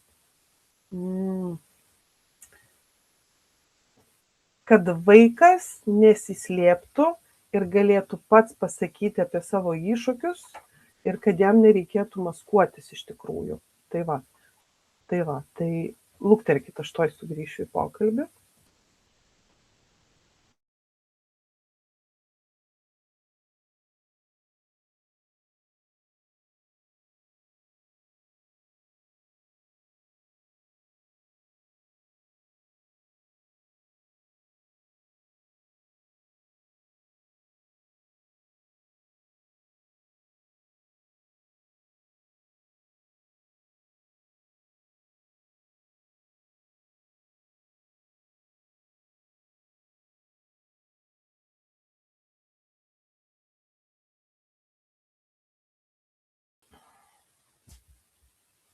paauglys, vaikai, vakaras. Taip, tėvai labai dažnai, kai girdi, jie galvoja, kad tai yra brokas, kad tai yra sindromas. Sindromas susidaro tada, kada vaikas yra praleidžia per daug laiko netoje aplinkoje ir jisai neturi galimybės susireguliuoti. Tada jisai bando visais būdais būti nepatogus, ar ne? Bet jeigu tėvam pasakysit, kad jeigu jūs pradėsit tai vardinti, kad tai yra skirtingas neurotipas mokosi kitaip, būkime geri, nebegaiškim, kreipiamės į PPT arba einam pas kitą specialistą, ar tai jeigu tai yra hiperaktyvumas, tai tada ir jeigu tai yra paauglys, ar ne, tai galima ir ne į PPT eiti, bet tikrai sakyti, kad tai yra tiesiog kitas neurotipas. Kad pradedam dirbti su neurotipo stiprybėm. Tai va. O jeigu tai yra mokykla, pradinė mokykla, tai dažniausiai vaikui tiesiog reikia kalbėti ne apie tai, kaip padaryti, bet su tėveliais kalbėti apie tai, kaip vaikui namuose nurimti. Tai va, nes dažnai būna, kad vaikai dar mažiukai iki 5 klasės eina į labai daug būrelių. Tuose būreliuose jie taip pat gauna labai daug stimulų ir vaikas nei prisimena, nei nurimsta, sutrinka miegas, vaikas darosi išsiblaškęs, nebeprisimena, labai daug emocijų, tai va galima ir apie tai pakalbėti. Silvija dar klausia, o jei tėveliai teko pripažinti, kad vaikui reikalinga pagalba ar kad mokinys gali turėti dėmesio sutrikimą, ką tada daryti? Pakartokit. Jeigu tėveliai atsisako pripažinti, kad vaikui reikalinga pagalba ir jis gali turėti dėmesio sutrikimą, ką tada daryti? Jeigu tėveliai nebendradarbiauja, jeigu vis tik mokytojas sako, žinokit, reiktų čia kažką daryti, tėveliai sako, ne, čia viskas normaliai. Ir kodėl, pasakysiu, nes dalis tėvelių sako, tai palauk, tai jeigu mes nueisim į kokį PPT ar panašiai, tai tuomet galbūt atsiras ten kažkoks kažkur kokioj sistemoj, gal tada vaikas negalės kažko ateityje, kažkokių darbų dirbti ar ten panašiai. Vat tas tėvų tarpe tikrai... Noras apsaugoti, ar ne? Taip. Ir ką tada? Jie iš tikrųjų tėvai daro labai didelę žalą vaikui, nes jie tada jį stums būti aplinkoje, kuri jam yra visiškai, netgi sakyčiau, žalinga tokiu atveju, ne? Neatsižvelgs į jo tikruosius poreikius, neatsižvelgs į jo gebėjimus. Ir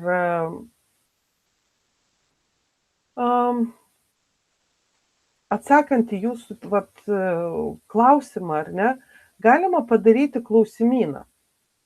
Galima padaryti klausimyną ir parodyti tėčiui ir mamai ir pasakyti, žiūrėkit, iš 30, koks 22, ar ne? Tai nėra, kad yra kažkokia tai blogybė, bet jūs turit pasakyti, kad neatlieptas šitas neurotipas, jeigu tai yra berniukas, tai yra priklausomybės, agresija, nelankymas, nesimokymas, čia yra klasika. Mergaitės prasidėjus 6-7 klasė, kai prasideda ciklas, kaip taisyklė, mergaitės pradeda sirgti nerimo visais dalykais, kas vėliau perauga į depresiją. Aš gal ir labai negražiai skambu ir kalbu, bet žinokit, aš jau pakankamai pamačiau, aš pakankamai išgirdau, kad labai dažnai aš sakau, kad jūs taip saugodami savo vaikus, jie prisirinks tokių patirčių, kad jie gali būti, kad jie net nebaig mokyklos, vienas dalykas. Kitas dalykas, jie turės nerimo ir nerimo sutrikimų, jie turės miego sutrikimų, jie gali turėti valgio sutrikimų. Ir kai tu esi toks visada išderintas, kai tau yra taikomi labai nerealūs lūkesčiai, ar ne? Ko dar nepaminėjau, tai yra, kad ADHD vaikų smegenų šita branda atsilieka 30%. Tai kiek vaikui metų? Minus 30%. Tai 18-metis, kuris baigia mokyklą, jisai yra nesubrendėlis. Tai iš jo kažko tokio konstruktyvaus, jisai visada turi turėti tam tikrą gidą. Prisiminti, padaryti, paspausti, palaikyti.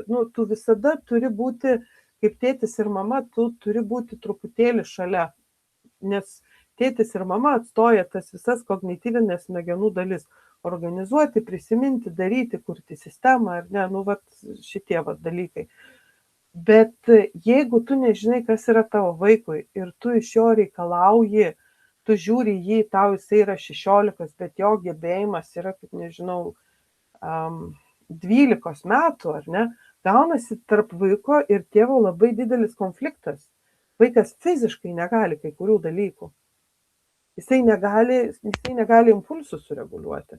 Tai jeigu to nežinodami jūs vaikas stumsit į tam tikras patirtis, į tam tikrus būrelius, jeigu konfliktus kažkaip netaip aiškinsitės, ar ne, tai čia bus tik tai bloginimas situacijos, niekaip kitaip. Ir mokykloje jokių rezultatų nebus.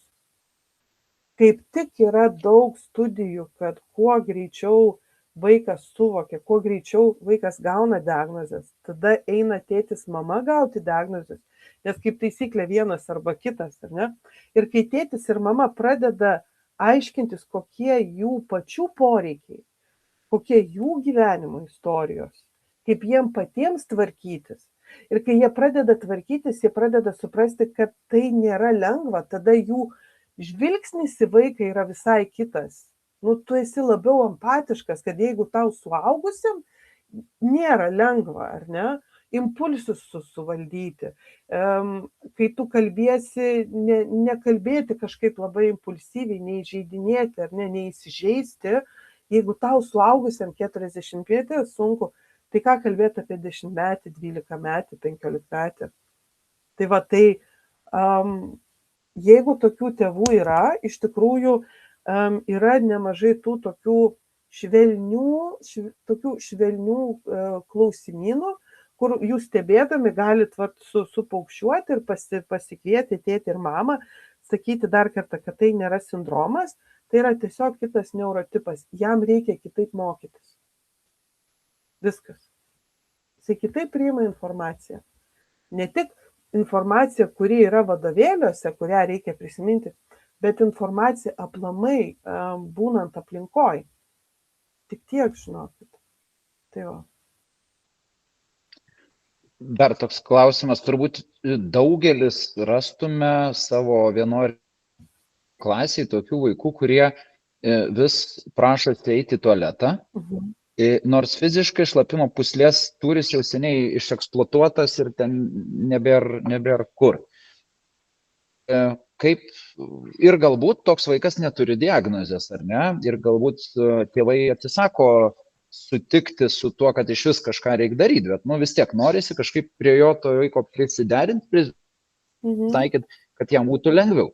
Tai kaip daryti tokiais atvejais? Ar tartis su vaiku, ką jis veiks realiai išėjęs į tą atseit tualetą, kiek jis laiko užtruks, tai toliau, kaip galėtų šitoj vietoj kitai, nes turbūt eina į tualetą dėl to, kad jam jau viskas perstimuliuotas. Tai kaip čia geriau būtų daryti mokytojai? Dažnai būna, kad yra du dalykai. Arba tu nori judėti ir tau yra sunku fiziškai sėdėti, tada toks vaikas gali, pasakius, aš asmeniškai, kur aš ilgai bedalyvauju, aš niekada nesėdžiu, aš visada stoviu arba galiu kur nors, arba vaikščioti, ar ne? Jeigu klasėje vaikas gali turėti stalą, kuris yra pakilęs, kur tu gali siūbuoti, atsiremti kažkaip, tai ar ne, vienas iš opcijų. Kiti pasišalina iš klasės, nes nėra aiški pamokos struktūra, kur tu žiūri į laikrodį ir, žiūri, mes jau čia šitą padarėm, jau čia šitiek liko.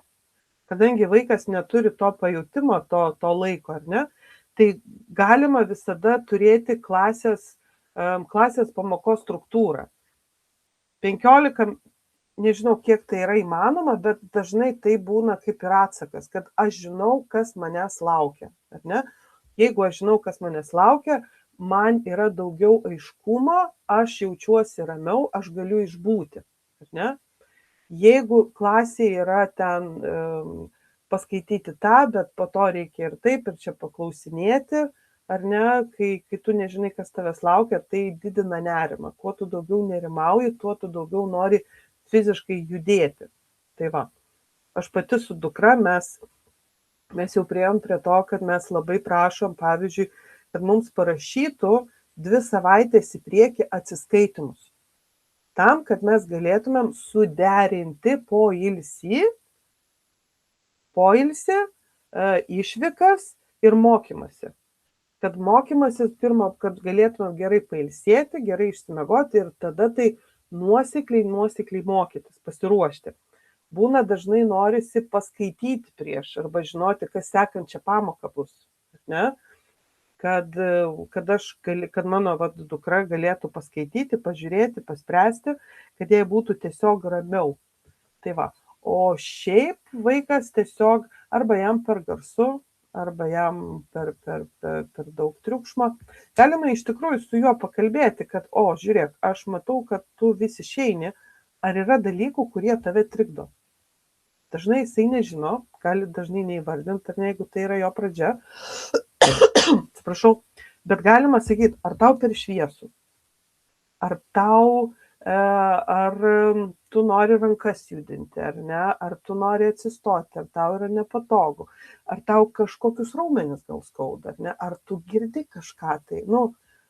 Jeigu jau su vaiku yra užmėgstas tas, galima ir be diagnozės iš tikrųjų pradėti kalbėti klasiai, kad labai dažnai, kai yra labai daug vaikų, ar tu jautrus ar nejautrus, visus veikia foninis triukšmas. Jeigu kas turi Apple šituos laikrodžius arba telefonus, yra funkcija, kur mikrofonas matuoja decibelų lygį, kur yra triukšmas, kur yra ok, o kur yra jau nebe ok. Ir galima iš tikrųjų pamokose ir su vaikais kalbėtis, kad visus veikia. Vieni jautresni, kiti kiti nelabai, bet tie, kurie jautresni, mes jų nenurašom, mes gerbiam tai, ką jisai jaučia. Ir tam, kad vaikas iš tikrųjų nesimuliuotų, su juo yra verta turėti tam tikrų susitarimų, apie kuriuos klasė nežino, bet tai yra tavo ir vaiko susitarimas, kad jeigu tau yra per daug ir jeigu tai yra tikėtina 11 valanda, jau po 11 jau viskas jau taip štai, jau nebeįdomu, jau čia žiūriu, jau norisi save liesti, jau čia taip yra, tai jau supranti, kad jau nebėra resursų maskuotis. Tai va. Sigita dar klausė, o ką daryti tokiam vaikam egzaminė, nes ten vaikščiot neleidžia. Jeigu išeini į tualetą, tai žymi, kad štai buvai tualete ir ten tam sąraše vien tavo gali įrašai būti, kiek tu kartų buvai. Labai dažnai ir koją judini, ir bandai atsisėsti, kiek ten įdomu. Aš nežinau, ar yra įmanoma turėti garsą izoliuojančias ausines egzamino metu. Negirdėjau, kad kuris nors tai naudotųsi. Ne? Atsiprašau, prieš egzaminą yra labai gerai užvalgyti gerai šitų baltymų. Nes iš baltymų gaminasi amino rūgštis, iš amino rūgščių gaminasi visi transmiteriai. Dopaminas, serotoninas, norepinefrinas, kuris yra susitelkimai, ar ne? Galima, jeigu tai nėra vaistai, galima amino rūgštis vaistiniai nusipirkti tą patį, nežinau, aš jau dabar pavadinimų nesakysiu, bet yra būdų. Tai va, galima, ko dar. Bet šiaip yra iššūkis iš tikrųjų, kad išsėdėti, susitelkti. Kaip su egzaminu, žinokit, nežinau. nebent savo vidinius resursus papildyti. Ar galima, sakykime, kažkaip treniruotis su vaiku, tarkim, jeigu tėvai žino vis tiek, auga vaikas, egzaminai ar ne, ir bendradarbiaujant su mokytoju, galbūt galima to, kaip sakyti, išsitreniruoti, išmokti, kad štai egzamino situacija, aš kažkaip galbūt sugebu ilgiau išlaikyti, arba pritaikau kažkokius tai metodus, kur man padeda trumpam, kad ir sėdint prie stalo išplaukti, paskui sugrįžti ir dirbti toliau. Jeigu egzaminas yra jo iš tikrųjų natūraliai jam įdomu, ne? Tada, kai mums yra kažkas natūraliai įdomu, mes greičiau įkrentam į hiperfokusą. Ir gali nutikti, dažnai būna, kad mes įsijaučiam į egzaminą ir nutinka hiperfokusas, viskas aplinkui išnyksta ar ne. Bet dažniausiai matematiką ir lietuvių mes laikom, nes reikia ar nelaikyti.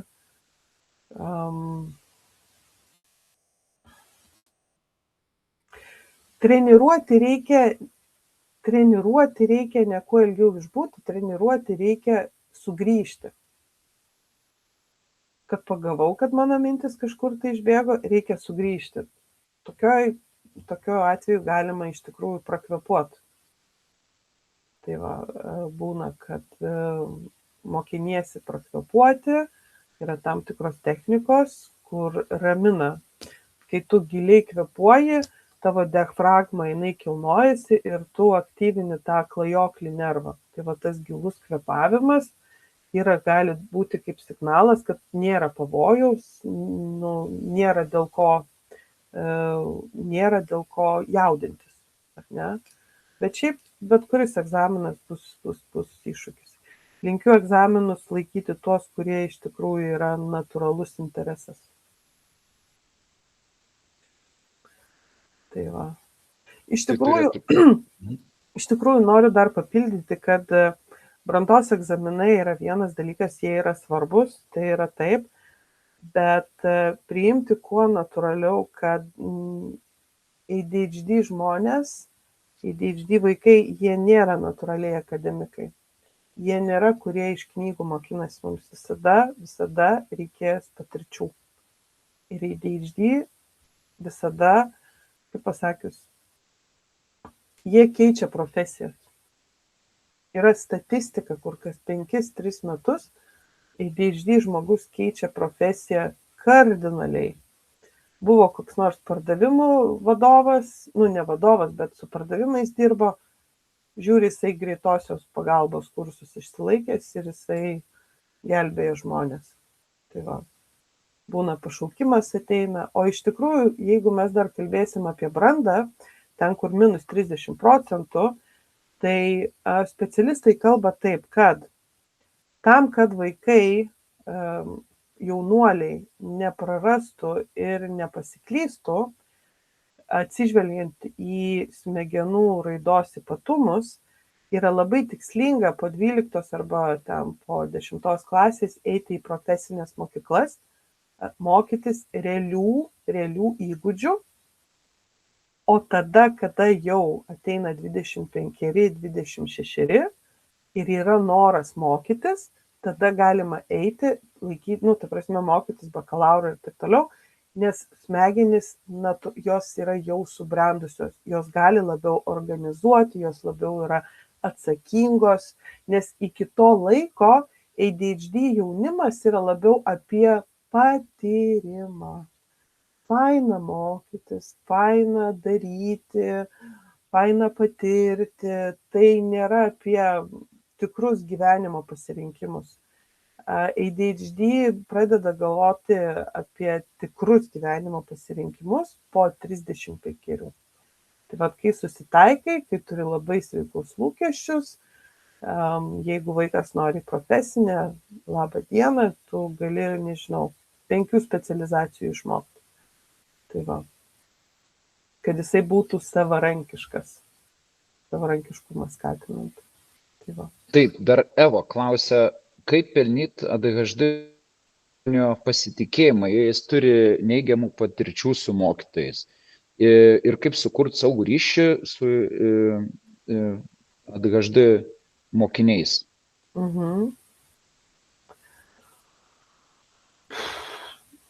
Čia ilga kelionė, nes jie dažniausiai nusivilia ne pirmą kartą. Ir kadangi ADHD protas yra sukurtas atpažinti dėsningumus ir daug ką prognozuoti, čia tas inžinerinis mąstymas, kai tu labai daug stebi ir susirenki informaciją, tai pradėti nuo to, kad mes nustojam juos vertinti. Tam, kad atkurti ryšį, reikėtų nebekalbėti apie tai, kas nesiseka. Jeigu tai yra tėtis ir mama, gal padarom pertrauką ir nebekalbam apie mokyklą ir egzaminus, ar ne?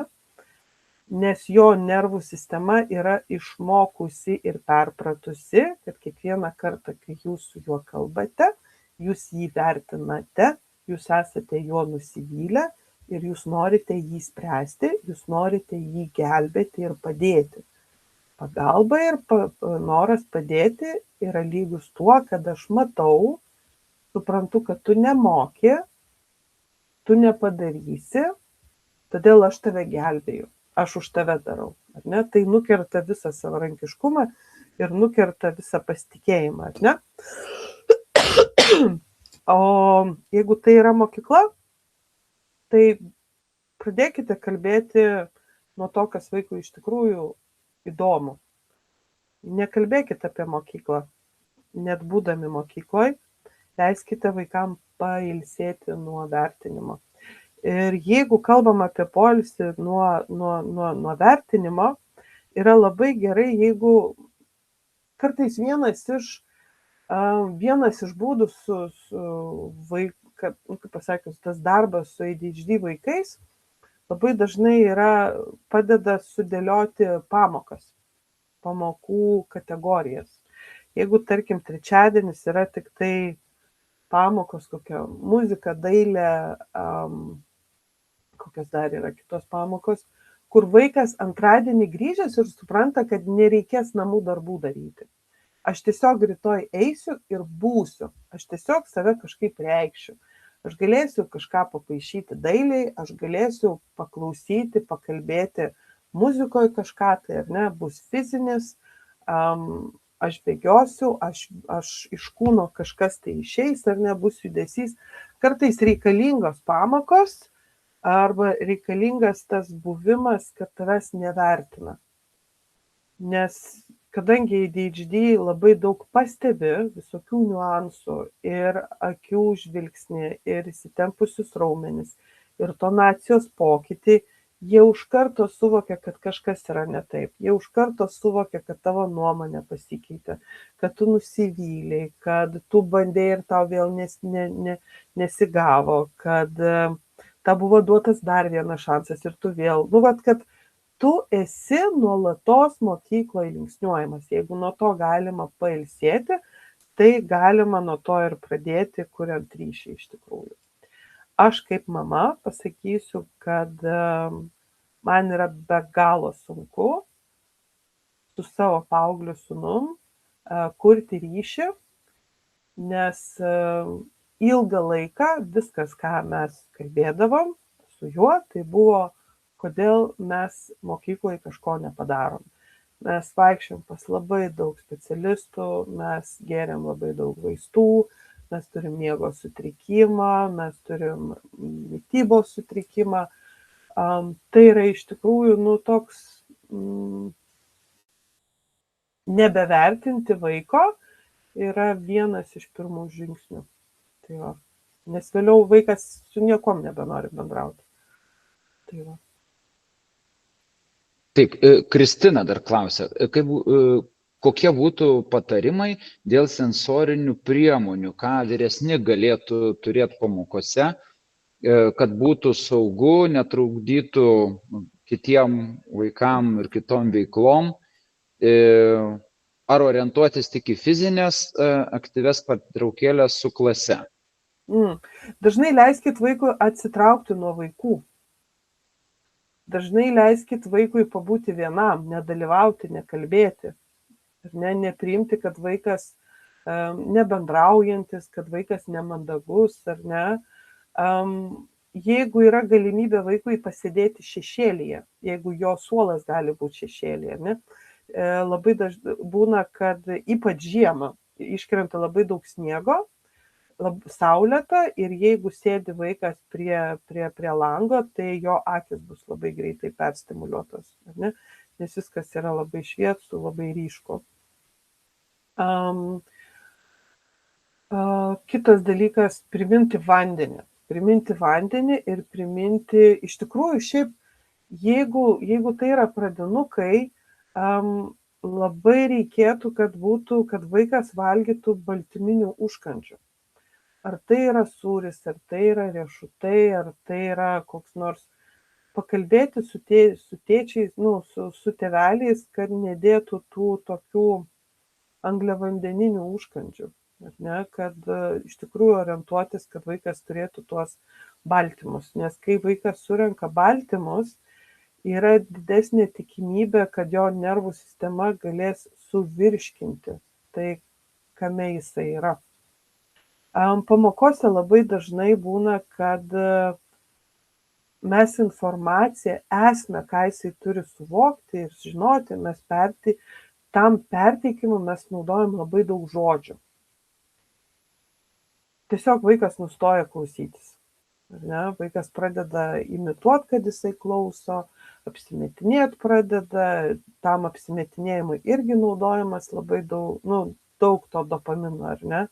Tai tą dopaminą dažnai vaikai naudoja maskavimuisi, apsimetinėjimai, bet nerealiam mokymuisi, ar ne? Ir todėl būna toksai, kad kaip ir kalbi, kaip ir mokini, bet vaikas nieko nesupranta, ar ne? Tai va, tam, kad įtampa iš tikrųjų mažėtų klasiai, reikia sukurti tą saugumo jausmą, kur vaikas gali sakyti, aš vis tiek nesupratau. Tai galima sakyti, kad okei, dabar nesupratai, pabaigiam pamoką, pabūk pripaišaliok ką nors, gali būti gali išeiti iš savo suolo, atsisėsti kur nors klasėje, ar ne? Tai va, ir tada, kai mes būsim viens ant vieno, arba su padėjėja, kai būsi viens ant vieno, kai nebus foninio triukšmo, tikėtina, kad tu išgirsi tą informaciją, ne? Nes kai yra foninis triukšmas ir mes vaikam aiškinam, jie nieko nesupranta, nes jų darbinė atmintis, jinai šiukšt, jinai mažina savo gebėjimus, nes smegenys yra iš tikrųjų užimtos ne prisiminti ir analizuoti, bet jos skanuoja viską, kas vyksta aplinkui. Tai va, koks garsas bebūtų. Tai va, iš tikrųjų labai priklauso nuo vaiko. Jeigu pradedi stebėti, tada galvoji, kur yra jos, kokia, va šį sezoną jo sensorika, kurie yra pati jautriausia. Ar tai yra ausis, ar tai yra akis, ar tai, pavyzdžiui, dažnai būna tam, kad vaikas susireguliuotų, dažnai galima sakyti, tu gali nueiti persirengti, užsidėti kitą maikutę, trumpesnėm rankovėm. Nes dažnai, kai esi perstimuliuotas, tau darosi karšta. Ne, va čia karšta, tu toks visas. Nes kai vaikas pajaučia, kad yra šalčiau, jo nervų sistema pradeda reguliuotis. Galima šitaip su vandens duoti iš tikrųjų, nes dažnai būna, kad vaikai užmiršta, ADHD vaikai labai užmiršta, kad vandens negeria. Tai va, jie to troškulio, jie neprisimena, jie tai būna savo galvoj. Tai va, su vaiku iš tikrųjų pakalbėti, kada kaip jam būna sunku. Tai va, nes vienam būna ausis labai jautrios, kitam labai kvapai jautrus yra ir šiaip tikėtis, kad vaikas, jo dėmesys nuo 11 valandos jisai natūraliai kris ir turėti tam tikrus lūkesčius. Ir gal į kai kurias veiklas jo nebekviesti ar ne, leisti jam nedalyvauti kažkur, tai galima jam, kad tik išklausyti, tarkim, jeigu tai yra muzika ar ne, ar jeigu tai yra dailė, gal vaikas tiesiog kai kurioje pamokoje gali pailsėti. Tai va. Nes jeigu sekanti matematika, tai matematikai būtų gerai, kad jisai susitelktų. Tai va. Taip, trumpas techninis dalykas, gal jūs galėtumėte nustoti dalintis ekranu, tai tada šitą, jo, čia tiesiog, bus geriau dabar. Super. Taip, labai aktualus klausimas, čia visiems, visose mokyklose karštas klausimas apie telefonus mokyklose, bet štai klausimas telefonai ir ADHD. Ar ilgas laikas praleidžiamas su telefonu, toks klausimas Sigita klausia, ar ilgas laikas praleidžiamas su telefonu gali įtakoti ADHD? Ar gal dar papildant, o jeigu vaikas turi ADHD, kaip irgi čia santykis su telefonu būtų? Telefonas yra dviem dalykam. Telefonas yra stimulacijai, kai tau trūksta dopamino, ar ne? Ir telefonas, kai tu nori susireguliuoti. Dažnai būna, nes liesti telefoną yra išmoktas elgesys. Tam, kad mes nusiramintume, dažnai būna, mes norim kažką tai liesti. Bet dabar yra, pavyzdžiui, ir veipo, ar ne, šita banga.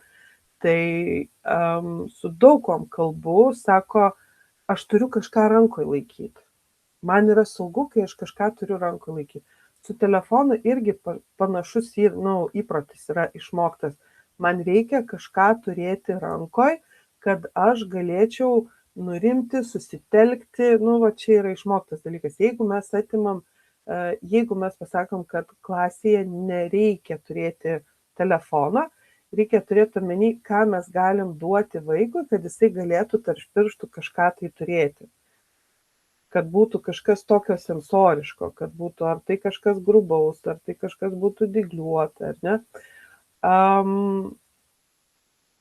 Vaikai dažnai tuose telefonuose dar būna tam, kad kai jie nebeturi kaip maskuotis, jie nebeturi niekur išskristi, ar ne, kai jie turi klausytis, bet jie nesupranta, ką jie girdi. Tas foninis triukšmas, ar ne? Tai jie dažnai būna, kaip mes seniau pro langus žiūrėdavom, ar ne? Telefonų nebuvo. Aš buvau tokia, kuri pro langus žiūrėdavo ir negirdėdavau, kas vyksta. Tai čia lygiai tas pats, kur mes tiesiog per daug visko vyksta ir mes norim biškį išsikelti. Ten, išeiti iš tos aplinkos, ne, bent jau mintimis. Tai va. Telefonas, kai reikalinga susireguliuoti. Aplamai, žinokite, ADHD yra priklausomybių auditorija. Telefonas tiesiog kartais identifikuoja tą norą nurimti, tą norą naujos stimulacijos, o telefonas yra net, kai sako, jūs skrolinam, ar ne, ir tai yra dopaminas, bet iš tikrųjų ADHD žmogui sužinoti kažką naujovę, tai yra dopaminas. Tai dažnai tos naujovės, kai mes kažko tai klausom, kai mes kažką naujo sužinom, yra tokių aha momentų, bet mums sunku pasakyti ne šitiem dalykam. Tai va. Kiekviena klasė skirtinga, kiekvienas mokytojas yra skirtingas, bet jeigu matot, kad tas telefonas yra labiau kaip nusiraminimas, tai vertėtų klasėje turėti kažką, kas tose rankose yra, kad padedam telefonus. Bet šiaip, nežinau, mano dukra, mano sūnus, jie irgi turi tą praktiką, kur telefonai nėra leidžiami mokykloje, tai kažkaip didelių nusiskundimų nesu išgirdus, bet grįžus telefonas yra pirmoje vietoje ir būna tiesiog, sako, kai grįžta mano vaikai, sako, jie žino savo diagnozes, bet būna, kad man yra visko per daug, dabar su manim niekas nesikalba, viskas. Tai va, tai įvairiai. Kad ar gali telefonas iššaukti ADHD, vargu. Jo besaikis naudojimas gali būti identifikuoti jo, kaip pasakius, identifikuoti tai, kad ADHD smegenims trūksta dopamino. Tai va, tik tiek. Taip, dar tokių klausimų. Jau iš tikrųjų tai daug klausimų buvo. Nežinau, kaip čia, ar turim laiko dar, nes... Turim dar laiko, jeigu... Gerai, taip, nes taip padėliojau nuo vaikų, galiausiai dar prieisim ir prie prie mokytojų su ADHD ir dar ką su jais daryti ir truputį apskritai apie medicinius ADHD dalykus irgi uždavė klausimų. Bet dar prieš tai, taip, kokie mokymo metodai geriausiai tinka ADHD mokiniam? Ką aš išgirdau, tai per patyrimą, per eksperimentus, taip toliau, bet ir tuomet kokios pagalbos priemonės mokyklose veiksmingiausios galėtų būti, kaip mokykla galėtų stiprinti ADHD mokinių pasitikėjimą savim. Tai metodai, pagalbos priemonės ir kaip mokykla galėtų prisidėti. Aš sakyčiau, vienas, aplamai, jeigu mokykla galėtų patapti kuo anksčiau profesinė mokykla, tai būtų iš viso fantastika.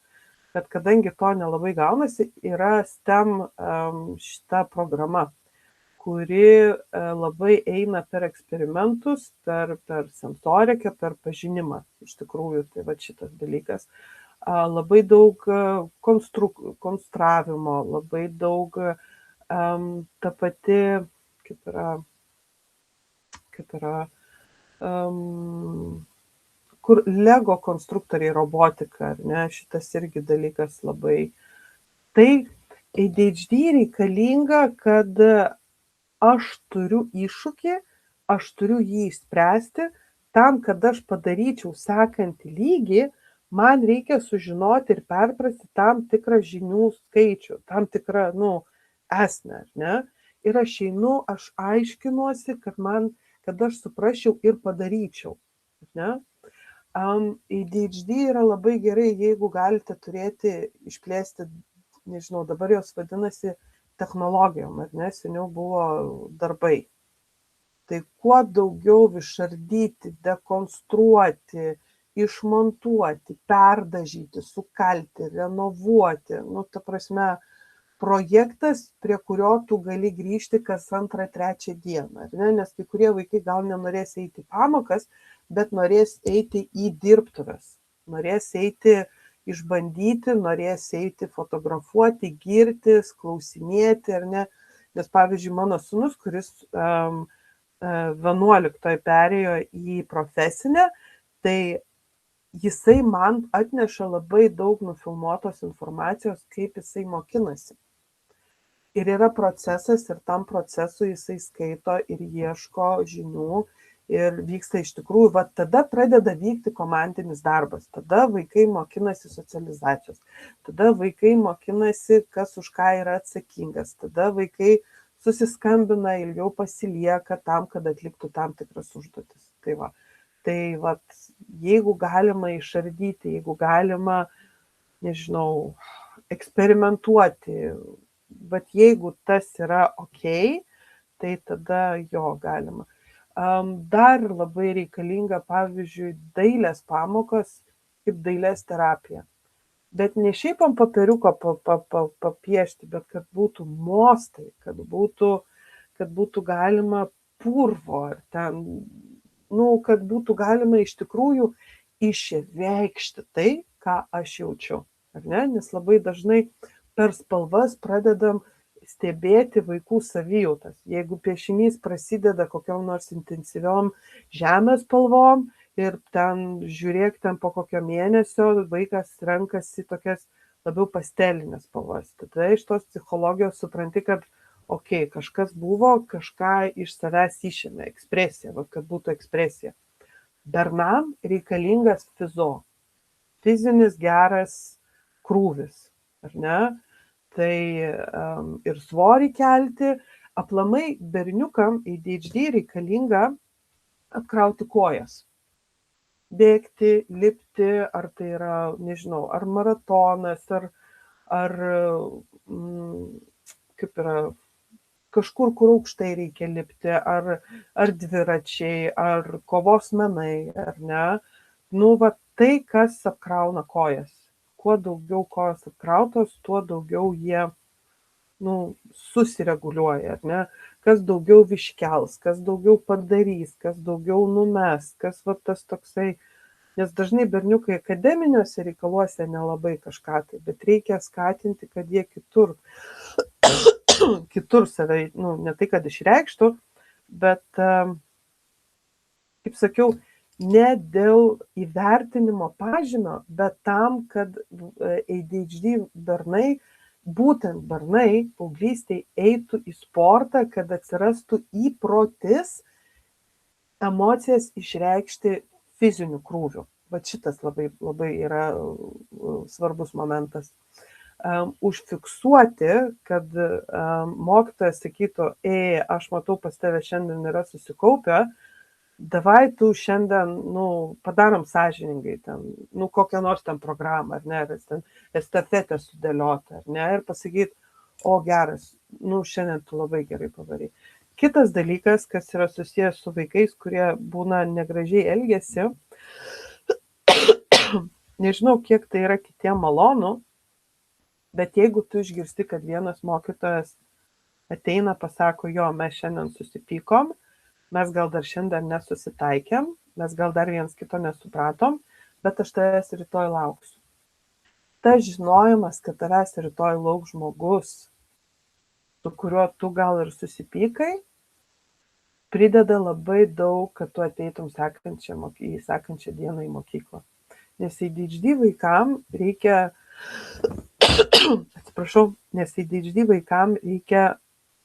mokytis, nepasiduoti ir sugrįžti, bandyti dar kartą.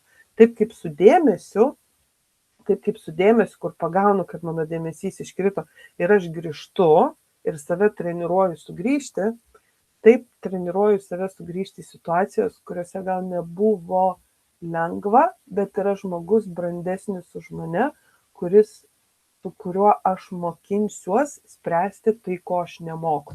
Nes mano emocijos yra impulsyvios, aš labai greitai įsižeidžiu, nes aš turiu labai daug skaudžios patirties, nes mano vardas yra linksniuojamas ir aš, kai girdžiu savo vardą, aš automatu suprantu, kad kažkas įvyko ir mano nervų sistema persirikiuoja į puolimą, ar ne, aš jau esu visai kitaip nusiteikęs, bet jeigu mokykloje bus žmogus, kur aš suprantu, kad jisai yra brandesnis už mane, ir jisai išlauks mano emocinius dalykus, aš galėsiu grįžti, tai čia yra labai didelis pliusas. Kitas klausimas. Taip, Julija dar klausė, dažnai pastebiu, kad tuos simptomus, čia buvo klausimas užduotas, kai kalbėjote apie tai, kad norisi persirengti rūbus, kad perstimuliuota, kad dažnai nešioja tos pačius rūbus, tarkim, porą maikučių ir džinsus ir panašiai, kad skirtingų lygių ir skirtingų laikotarpių daugmaž visi tą patiria, tik tai ar čia ADHD tai patiria dažniau, ar tai yra, sakykime, labiau ADHD? Paauglystėje gaunasi taip, kad paauglystėje labai išaiškėja, kad mums to dopamino labai trūksta. Tada krenta higiena, tada krenta tvarka, organizuotumas, labiau pamirštam. Tokie prisideda dalykai.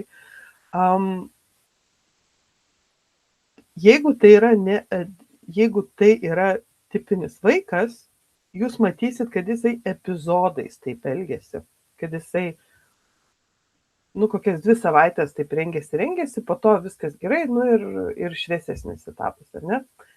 Su spektru, ADHD ir autizmu jūs matysit tą pačią tendenciją. Tas pats koloritas, tas pats rūbų siluetas. Kaip pasakius, jūs tiesiog matysit, kad niekas nesikeičia.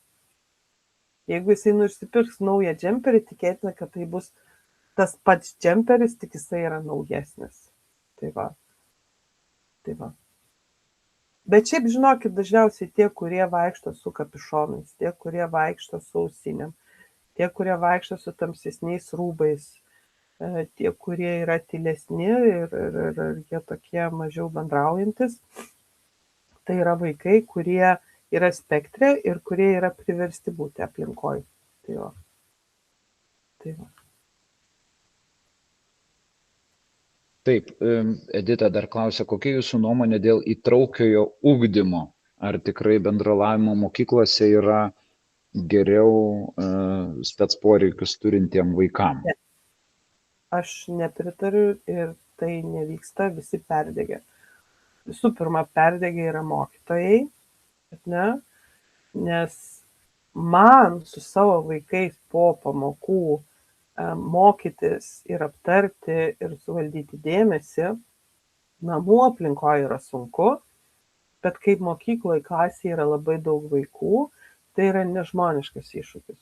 Ir vienas dalykas, tokiose didelėse mokyklose spektro vaikai nesimokina. Reikia pripažinti šitą labai drąsiai ir labai garsiai. Jie tiesiog išbūna, jie labai daug maskuojasi, per ilgą laiką kuriasi trauminės patirtis, labai daug vaikų perdega.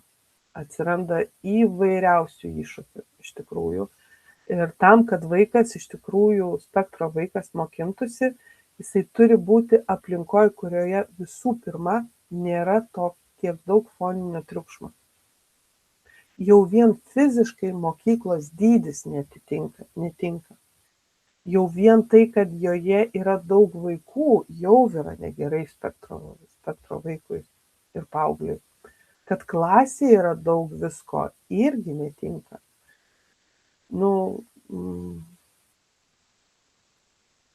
Jisai neveikia. Aš tikiu, kad įtrauktis yra, žinote, įtrauktis yra tai, kad mes iš tikrųjų apsprendžiam, kaip mokosi tokie neurotipai, kaip jie priima informaciją, kaip jie pasisavina ir kaip jie ją naudoja. Ir tik tada mes kuriame aplinką, kurioje jie turi mokytis ir turėti rezultatus kažkokius. Bet tai, kas dabar yra, vaikai nepasiema akademinių žinių, neurotipiniai vaikai, kurie mokinasi su tokiais vaikais, jie irgi labai pavargsta. Ir jie irgi nepraeina dalies mokymosi kurso. Aš turiu pati patirties, kad mūsų vienoje mokykloje pamokos ir mokymosi tempas buvo pagal vieną spec vaiką ir gavosi taip, kad mes atsilikom 1 metus. Ir mums reikėjo tikrai pasivyti, kai mes pakeitėm mokyklą. Tai va, tai. Kai kurie vaikai neturi mokytis toj pačioj aplinkoj. Kai kalbama apie socializaciją, aš esu už tai, kad spektro, ar tai yra ADHD, ar tai yra disleksija, ar autizmas, kad jie mokytųsi bendrauti, draugauti aplinkoje, kuri nėra tokia perdėtai perstimuliuota. Kur tu nepriimi aplinkos, kad tai yra nesaugu, kur tu nepriimi, kad tave viskas dirgina, kur nesikaupia pyktis, kur nesikaupia agresija, kur nesikaupia visos kitos emocijos. Aš esu už tai. Per ilgas gal atsakymas. Labai atsakymas. Vaiva ir Gintaras klausė panašių dalykų, tai aš pabandžiau apjungti tos klausimus. Ar galėtumėt patarti, kaip mokytojui ar mokytojai susireguliuoti, kai pats mokytojas turi ADHD? Ir ar mokytojai, jeigu tie mokytojai, kurie turi ADHD, ar yra kokie nors tyrimai, kaip jiems sekasi dirbti, būti tais mokytojais? Jo, jie perdega. Fiziškai, aš dirbau mokykloje, aš perdegiau. Visų pirma, sutrinka miegas, sutrinka mityba, sutrinka endokrininė sistema, sutrinka labai daug dalykų. Iš tikrųjų, tam, kad reguliuotis,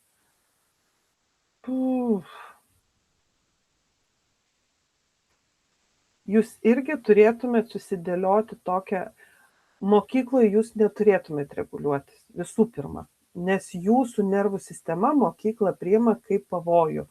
Koks pašaukimas didelis bebūtų, bet jūs įeinat, užuodžiat mokyklą, jūsų nervų sistema, jinais persirikiuoja į tam tikrą režimą. Viskas.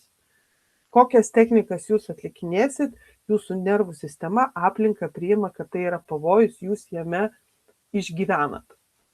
Kad reguliuotumėtės, jūs turit būti arba namuose, arba aplinkoje, kurioje jūs galite nesimaskuoti. O nesimaskavimas yra, kai jūs galite atpalaiduoti savo veido raumenis, ar ne? Kai jūs galite nebestovėti tam tikrą poziciją, kai jūs galite verkti, kai jūs galite pykti, kai jūs galite be jokio vertinimo pasakyti viską, ką jūs šiandien patyrėt, ar ne?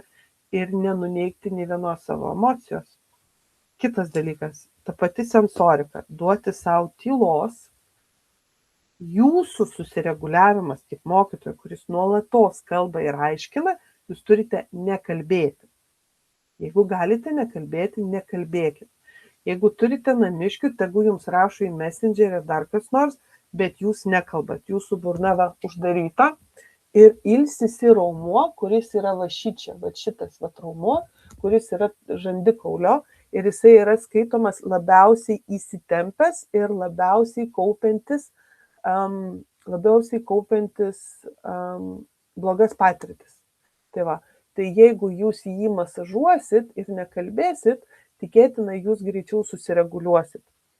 Kitas dalykas, visas spektras jaučia elektros prietaisus. Jeigu galite būti toliau nuo elektros prietaisų, tikėtina jūsų ausis nebegirdės tam tikro dažnio, kurio mes negalim apsakyti, bet mes jį labai gerai jaučiam, kai mes pabūnam gamtoj ir mes įvažiuojam į miestą. Ir mes tada, tai yra labai didelis kontrastas. Arba jeigu esate namuose, išjunkit saugiklius. Čia labai jau praktiški dalykai, kai aš jau asmeniškai esu išbandžiusi, kai reikia tikrai greitai susireguliuoti. Tas pats sportas, bet sportas tas, kuris yra lėtas. Susireguliavimo sportas turi būti lėtas. Jeigu mes daug greitai viską darom, greitai pailsėti, greitai pavalgyti, greitai padaryti, kol mes ilgai skubam, kuo mes daugiau skubam, tuo mūsų nervų sistema supranta, kad pavojus niekur nedingo. Tu kalbėk, ką nori, tu sakyk, ką nori, mes vis tiek saugojamės. Tai tam, kad būtų labai aiškus signalas, jūs turėtumėt kažką lėtai daryti. Vienas iš tų dalykų, dabar aš žiausiu, bet aš esu ištreniravusi skaityti, ką nors labai lėtai. Vat yra pasakos, ar ne? Atsiverskit bet kurią pasaką ir tiesiog labai lėtai skaitykit balsu. Kuo jūs ilgiau lėčiau kalbėsit, tuo jūsų nervų sistema supras, viskas, mes nebesisaugom, pavojus yra pasišalinęs, galima atsipalaiduoti. Tai vat vienas iš tokių labai praktiškų, konkrečių technikų. Tai va,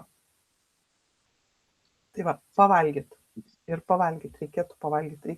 Nes ADHD mokytojai, jie jaučiu valgį prisimena tik tada, kai visi mokiniai išeina. Tai va, ir vandenį. Tai užsidėti priminimą, kad maistas, maistas, kurį galima paimti pirštais. Tas pats baltyminis maistas, kuris galima pirštais. Ar tai yra, nežinau, tas pats sūris, tie patys riešutai, mėsos gabaliukai, ta prasme, jautienos ar kažko tai. O jeigu turit labai konkretaus, tai jūs man parašykite, aš jums tikrai labai konkrečiai viską sudėliosiu. Tai va. Atsakysiu dar detaliau. Taip. Dar Donata klausia, ar emocijų ir elgesio sutrikimas yra tas pats, kas ADHD? Galima trumpai. Taip, tai yra iš simptomatikos ADHD, nes emocijos, matot, dėl to dopamino, kaip mums trūksta dopamino, ar ne, nes yra genetika ir kai kurios genų variacijų pakitimai yra atsakingi, vieni yra už tai, kad nepasigamina pakankamai dopamino. kiti yra atsakingi už tai, kad jisai yra per ilgai sandėliuojamas, jo neišleidžia. Ne? Bet ir esmė tame, kad tas dopaminas, jisai yra ne tik už mokslą, ne tik už pažinimą, už motivaciją ir už apdovanojimą, bet tas dopaminas yra reikalingas, kad kartu su tuo pačiu serotoninu jie reguliuotų emocijas. Mes neturim dopamino, vadinasi, mes neturim vidinės motivacijos. Vadinasi, mūsų motivacija yra kažkam padėti, kažką išspręsti, kažką išgelbėti, krizę išspręsti, ar ne? Bet jeigu nėra kažkokių krizinių dalykų, viskas yra ramu, vidinės motivacijos idėjų žmogus neturi. Jisai mato, kad reikia daryti, bet niekas nedega, ar ne? Vat nesidaro ir viskas. Bet lygiai tas pats su emocijom. Jeigu aš įkrentu į emociją, aš pagalvojęs savęs nenuraminsiu. Jeigu aš įkrentu į labai gilią emociją, tai vadinasi, man belieka tiesiog išlaukti, kol praeis ta intensyvi jausmų, emocijų banga. Arba bus žmogus, arba kažkas tai kito, kas padės mums nurimti. Mes esam ta auditorija, kurie nusiraminimą skolinamės iš aplinkos. Tai yra atsakymas, kodėl kai kurie vaikai labai ilgai žindo, arba būna maminukai ir rankinukai. Nes vaikas, būdamas šalia kito žmogaus, jisai nukopijuoja ir kvėpavimą, nukopijuoja ir širdies ritmą, jisai lengviau susireguliuoja. Bet jeigu ADHD jaunuolis neturi savo būdų, jisai bus labai labai emocionalus. Visų pirma, jisai labai bijos savo emocijų, jas išreikšti, ne? Jisai labai pradės save maskuoti, ne? Ir pasekoj yra tam tikras elgesys. Ta prasme, kai emocijų yra daug, keičiasi labai elgesys. Tai elgesio ir emocijų ir yra apie ADHD, o dėmesys yra tiesiog pasekmė to. Tai mūsų emocijos yra nesureguliuotos, kūnas nori susireguliuoti per judesį, vaikas yra aktyvus, ar ne? Ir emocijos, tai reiškia, aš negaliu sureguliuoti savo emocijų. Aš esu toks visas impulsyvus. Taip, jeigu jau suaugęs žmogus, čia Margarita klausia, jeigu jau suaugęs žmogus pradeda tarti, kad galimai turi ADHD, kaip jam suprasti, kur kreiptis ir kaip apskritai vyksta diagnozavimo procesas? Kreipiamės į psichiatrą ir tada dalinamės visom patirtim. ADHD turi prasidėti nuo vaikystės. Dažniausiai nuo vaikystės, bet su vaikystės dalykais yra tai, kad ADHD dėl savo skylėtos atminties mes dažnai neturime prisiminimų iš vaikystės, todėl mums apibūdinti savo vaikystę dažnai būna labai sunku. Arba įsimenam tai, kas buvo labai labai ryšku ir dažniausiai tai būna labai neigiama, dėl to, kad ta mūsų amygdala labai aktyvi, ar ne, jinai kuria labai daug blogų atminčių, prisiminimų. Jinai labai, kaip pasakius, instaliuoja labai ryškiai. Ne? Tai yra testai, keli testai, juos daryti reikia kartu su psichiatru. Ir tada porą susitikimų, kartais reikia aplankyti ir psichologą, kad psichologas įvertintų, ar tai nėra trauminės patirtis, ne? Ir tada su tam tikrom išvadom keliaujam vėl atgal pas psichiatrą, kuris ir nustato, ar tai yra diagnozė, ar tai yra nediagnozė. Taip, dar čia toks vienas, turbūt labiau ne klausimas, labiau komentaras, kad mokytojai iš specialistų gauna pritaikytų ir individualizuotų programų rekomendacijas, tačiau mokytojai privalo pritaikyti jas savo dalykui. Ir galbūt iš šito teiginio galima būtų ir klausimą suformuluoti, jeigu mokytojas to niekad nes galbūt jisai visiškai šviežias, naujai pradėjęs dėstyti. Ar yra kažkoks, vienas, du dalykai, į ką pirmiausiai reiktų atkreipti dėmesį, individualizuojant, sakykime, pritaikant ADHD vaikui? Kai pradedi individualiai su vaiku dirbti, reikia labai išmatuoti, kiek daug informacijos jisai gali pagauti, kiek pasiimti jos. Kitas dalykas yra labai daug kur neįvertinta ir neįrašyta, kad tokiem vaikam reikia labai daug kartojimo.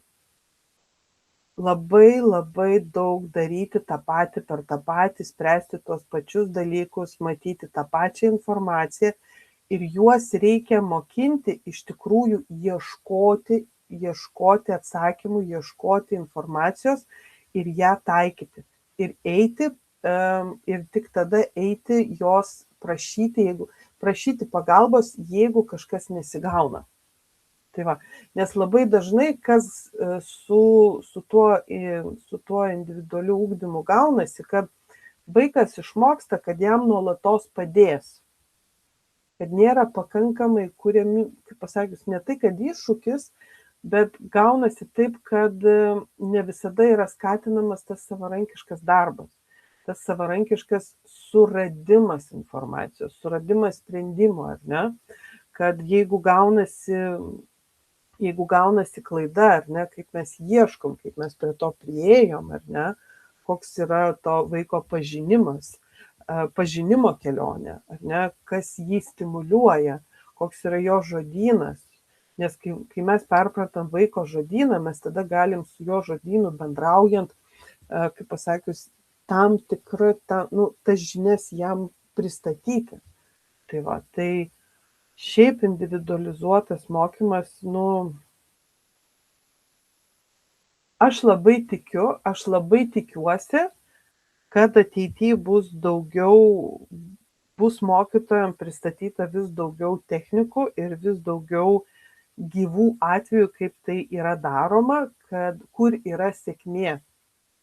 Tai va, iki šiol aš to negirdėjau ir nemačiau. Tai va.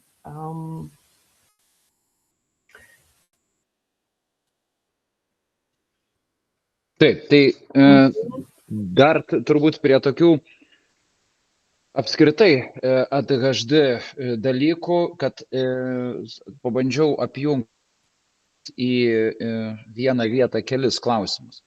Tai ar ADHD turi ligos kodą? Buvo toks klausimas, Jurgita klausė.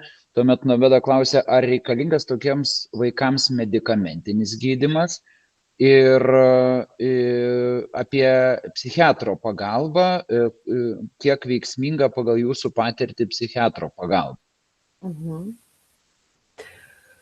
Aha, taip, diagnozė turi kodą, jisai yra F kodas ir F90 berods.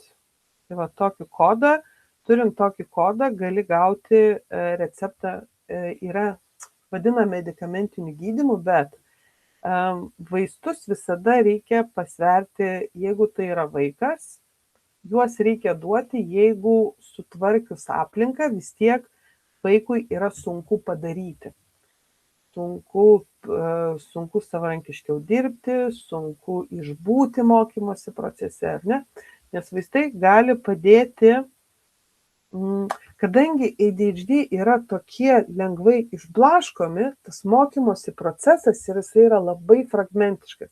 Ir atrodo, tą patį dalyką tu mokini 60 kartų, kol vaikas supranta. Bet supranta taip, kad net ir prisimena. Ne? Tu vaistais dėmesys yra išlaikomas ilgiau ir per tą laiką vaikas gali daugiau įsisąmoninti ir surišti su tuo, ką jisai jau žino. Vaistai yra kaip pasakius, vaistai veikia šitaip. Tu gali žinias kaupti, bet tu jų gali nepanaudoti vien dėl to, kad pas tave yra nesureguliuotas dopaminas. Vaistai padeda dopaminą reguliuoti. Tai gaunasi taip, kad aš galiu lengviau būti socializacijoje, aš galiu ilgiau socializuotis. Aš galiu įdėmiau klausytis mokytojo arba kito, kuris man kažką pasakoja. Klausydamas aš suprantu ir aš galiu sekti instrukcijas. Vienas dalykas, ar ne? Kitas dalykas, aš galiu lengviau inicijuoti daryti. Ar tai yra valytis dantis, ar ne, pagalvojau ir einu daryti. Aš pakalbėjau, nusprendžiau ir ėjau daryti, arba nusprendžiau, kad man reikia pamokas padaryti. Šičia irgi vaistai gali padėti. Tai va, psichiatras nustato diagnozę ir su psichiatru, jeigu tai yra vaikas, ar ne, su psichiatru vėliau bendrauji, kaip vaikas jaučiasi vartodamas vaistus. Bet atsižvelgiant tai, kokius vaikas turi iššūkius, verta pagalvoti ne tik apie terapeutą, ar ne, bet pagalvoti apie tą patį osteopatą, apie tą patį masažistą, apie tą patį aplamai ieškoti erdvių, kuriuose vaikas nėra perstimuliuojamas. Labai dažnai vaikai nori eiti į kažkokį būrelį, ar ne? Jie neina dėl to, kad ten yra per daug vaikų. Gal vaikas nori mokytis kažkokio tai dalyko, bet gal tai geriau daroma per 1-ant-1 korepetitorius. Ne? Korepetitorius gali atsakyti į klausimus, korepetitorius gali eiti pagal jo mokymosi tempą. Ne? Labai dažnai vaikai, kurie mokinasi, turi namų mokymą, ne? Jie dažnai turi lietuvių ir matematiką ir turi savo tempu susikūrę ryšį, taip kaip jie eina jo tempu, taip kaip jisai jam gaunasi suprasti. Nes vaikystėje iki paauglystės yra labai svarbu suprasti, kad vaiką reikia mokinti, atpažinti, kad pas jį yra per daug emocijų, jas reikia eiti išleisti. Jas reikia kažkur padėti, jas reikia ekspresijos. Dažnai būna, ne visiems gaunasi, bet yra labai gerai ką nors pagaminti, ar tai yra, jeigu tai yra molis, ar ne, kad aš kažką tai pagaminau iš tos visos emocijos ir žiūriu, kas gavosi, tik tada aš apie tai galiu kalbėti, ar ne. Kol iki paauglystės, visada duodu akcentą, kalbam su vaikais, kaip jaučiamės, kaip mes iki to nuėjom, ne dėl to nebausdami, nekalbėdami, kaip tu čia padarai, kaip tau čia nesiseka, niekada jų nelyginam, bet realiai vaikas gyvendamas tokiam kūne, kuris jo labai dažnai neklauso, emocijos yra, irgi jisai jų nekontroliuoja, jam reikia save pažinti. Tai yra didžioji dalis mamos ir tėčio darbas, ar ne? Ir kai vaikas yra mokinamas namuose suprasti savo elgesį, ir jeigu jisai jaučia tą palaikymą, mokykloje jisai ateis su tuo, kaip pasakius, su tuo elgesio modeliu. Tada mokykloje bus biški paprasčiau mokytojams su vaiku tokiu dirbti. Tai va, kaip ir pačioj pradžioj sakiau, ADHD suvaldymas prasideda namuose, nuo tėčio ir mamos. Nes labai dažnai vaikai jaučiasi nerimastingi, kai tėtis su mama labai nerimauja ir namuose vaikui yra sunku paleisti visus patyrimus ir juos aptarti. Tai va, ir kai vaikas negali į mokyklą ateiti, labiau pasitikintis. Taip. Nežinau, gal net neatsakiau. Gal klausė visai ne to. Kad jeigu tai yra vaikas, jeigu tai yra prieš paauglystę, mes fokusuojamės į tai, kad dirbam su vaiko kūnu, kad kūne neužsiliktų emocijų, kad vaikas judėtų, kad vaikas būtų išmasažuojamas, kad jisai turėtų kažkokį tai sporto būrelį. Jeigu jam socializacijos yra per daug, tada mes su vaiku kažką tai aktyviai veikiam. Kad jo kūne kuo mažiau liktų visų tokių dirgiklių. Tai eina paauglystė, tada jau yra kitas dalykas. Jau tada jau tėčiui ir mamai ir visiems kitiems reikia daugiau kantrybės. Tai va. Tai labai jum ačiū ir iš tikrųjų dar yra įvairių smulkių klausimėlių, bet jie vienaip ar kitaip jau kartojasi. Tai labai jum ačiū už labai išsamų pristatymą, atsakymą į klausimus. Čia buvo tarp klausimų ir daug komentarų. Kiek buvo ačiū, aš pradžioj bandžiau skaičiuoti, bet paskui mečiau, bet jų buvo tikrai labai daug. Pirmas pagal populiarumą tai buvo ačiū, ačiū, ačiū. Antras pagal populiarumą buvo kur rasti QR kodą, kad gauti pažymėjimą. Tai šitą, nes visi, kurie užpildė ir dar užpildės formą, gaus pažymėjimą. Tai va, bet ačiū buvo labai daug. Tai va, vienas turbūt išsamesnis, tai buvo Sandros, kad labai ačiū, kad jūs esat ir aiškinate, nes kaip visada mes esame mesti į katilą ir turim patys išmokti, kaip skirtingus neurotipus per savo praktiką mokyti. Tačiau ne visi esame vienodai besimokantis. Tai aš iš tikrųjų, Tomai, noriu dar didelį darbą padarėt. Pridurti, kad mokyt, kaip pasakius, tokį palaikymą iš tikrųjų išreikšti, nes tas įtraukusis ugdymas, jisai vyko per daug staigiai ir taip kaip mokytojai dabar ar galvoja, kad ten kažkas nesigauna, tai nežinau, aš tai kartais esu, kaip pasakius, man kartais sako, kad kaip jūs taip, man kaip mamai pasako, kaip jūs tai darot, ar ne, aš suprantu, kad būna klasiai, kur ateina ne tavo vaikai ir jų yra 5 ir 6. Savo vaikus yra, vienas dalykas priimti, bet kai tai yra ne tavo vaikai ir kai jie visi elgiasi vienas į kairę, kitas į dešinę, tai yra neįtikėtinas, reikia labai labai labai daug kantrybės. Ta prasme, čia aš irgi noriu sakyti ačiū, kad jūs pakenčiat ir būnat kantrus su labai daug vaikų, kurie patys nesupranta ir labai dažnai patys tėvai nesupranta, kas vyksta. Tai va. Ačiū už tą kantrybę. Tai smagu, kad šiandien tiek daug žmonių prisijungė, dalyvavo. Tikiu, kad dar daugiau žmonių dalyvaus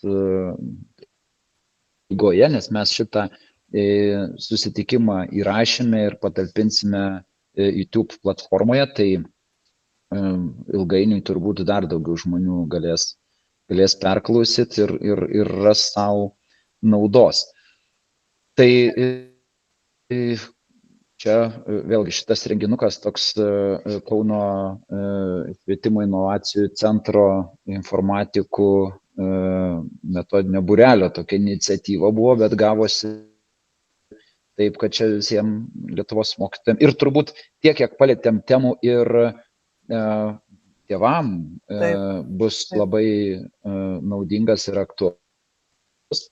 Tai kitą sezoną, nuo rugsėjo, tikėtina, kad dar rasim progų susitikti, nes bandysim padaryti dar tokių gilesnių, išsamesnių apie skirtingus neurotipus ir kaip su jais dirbti.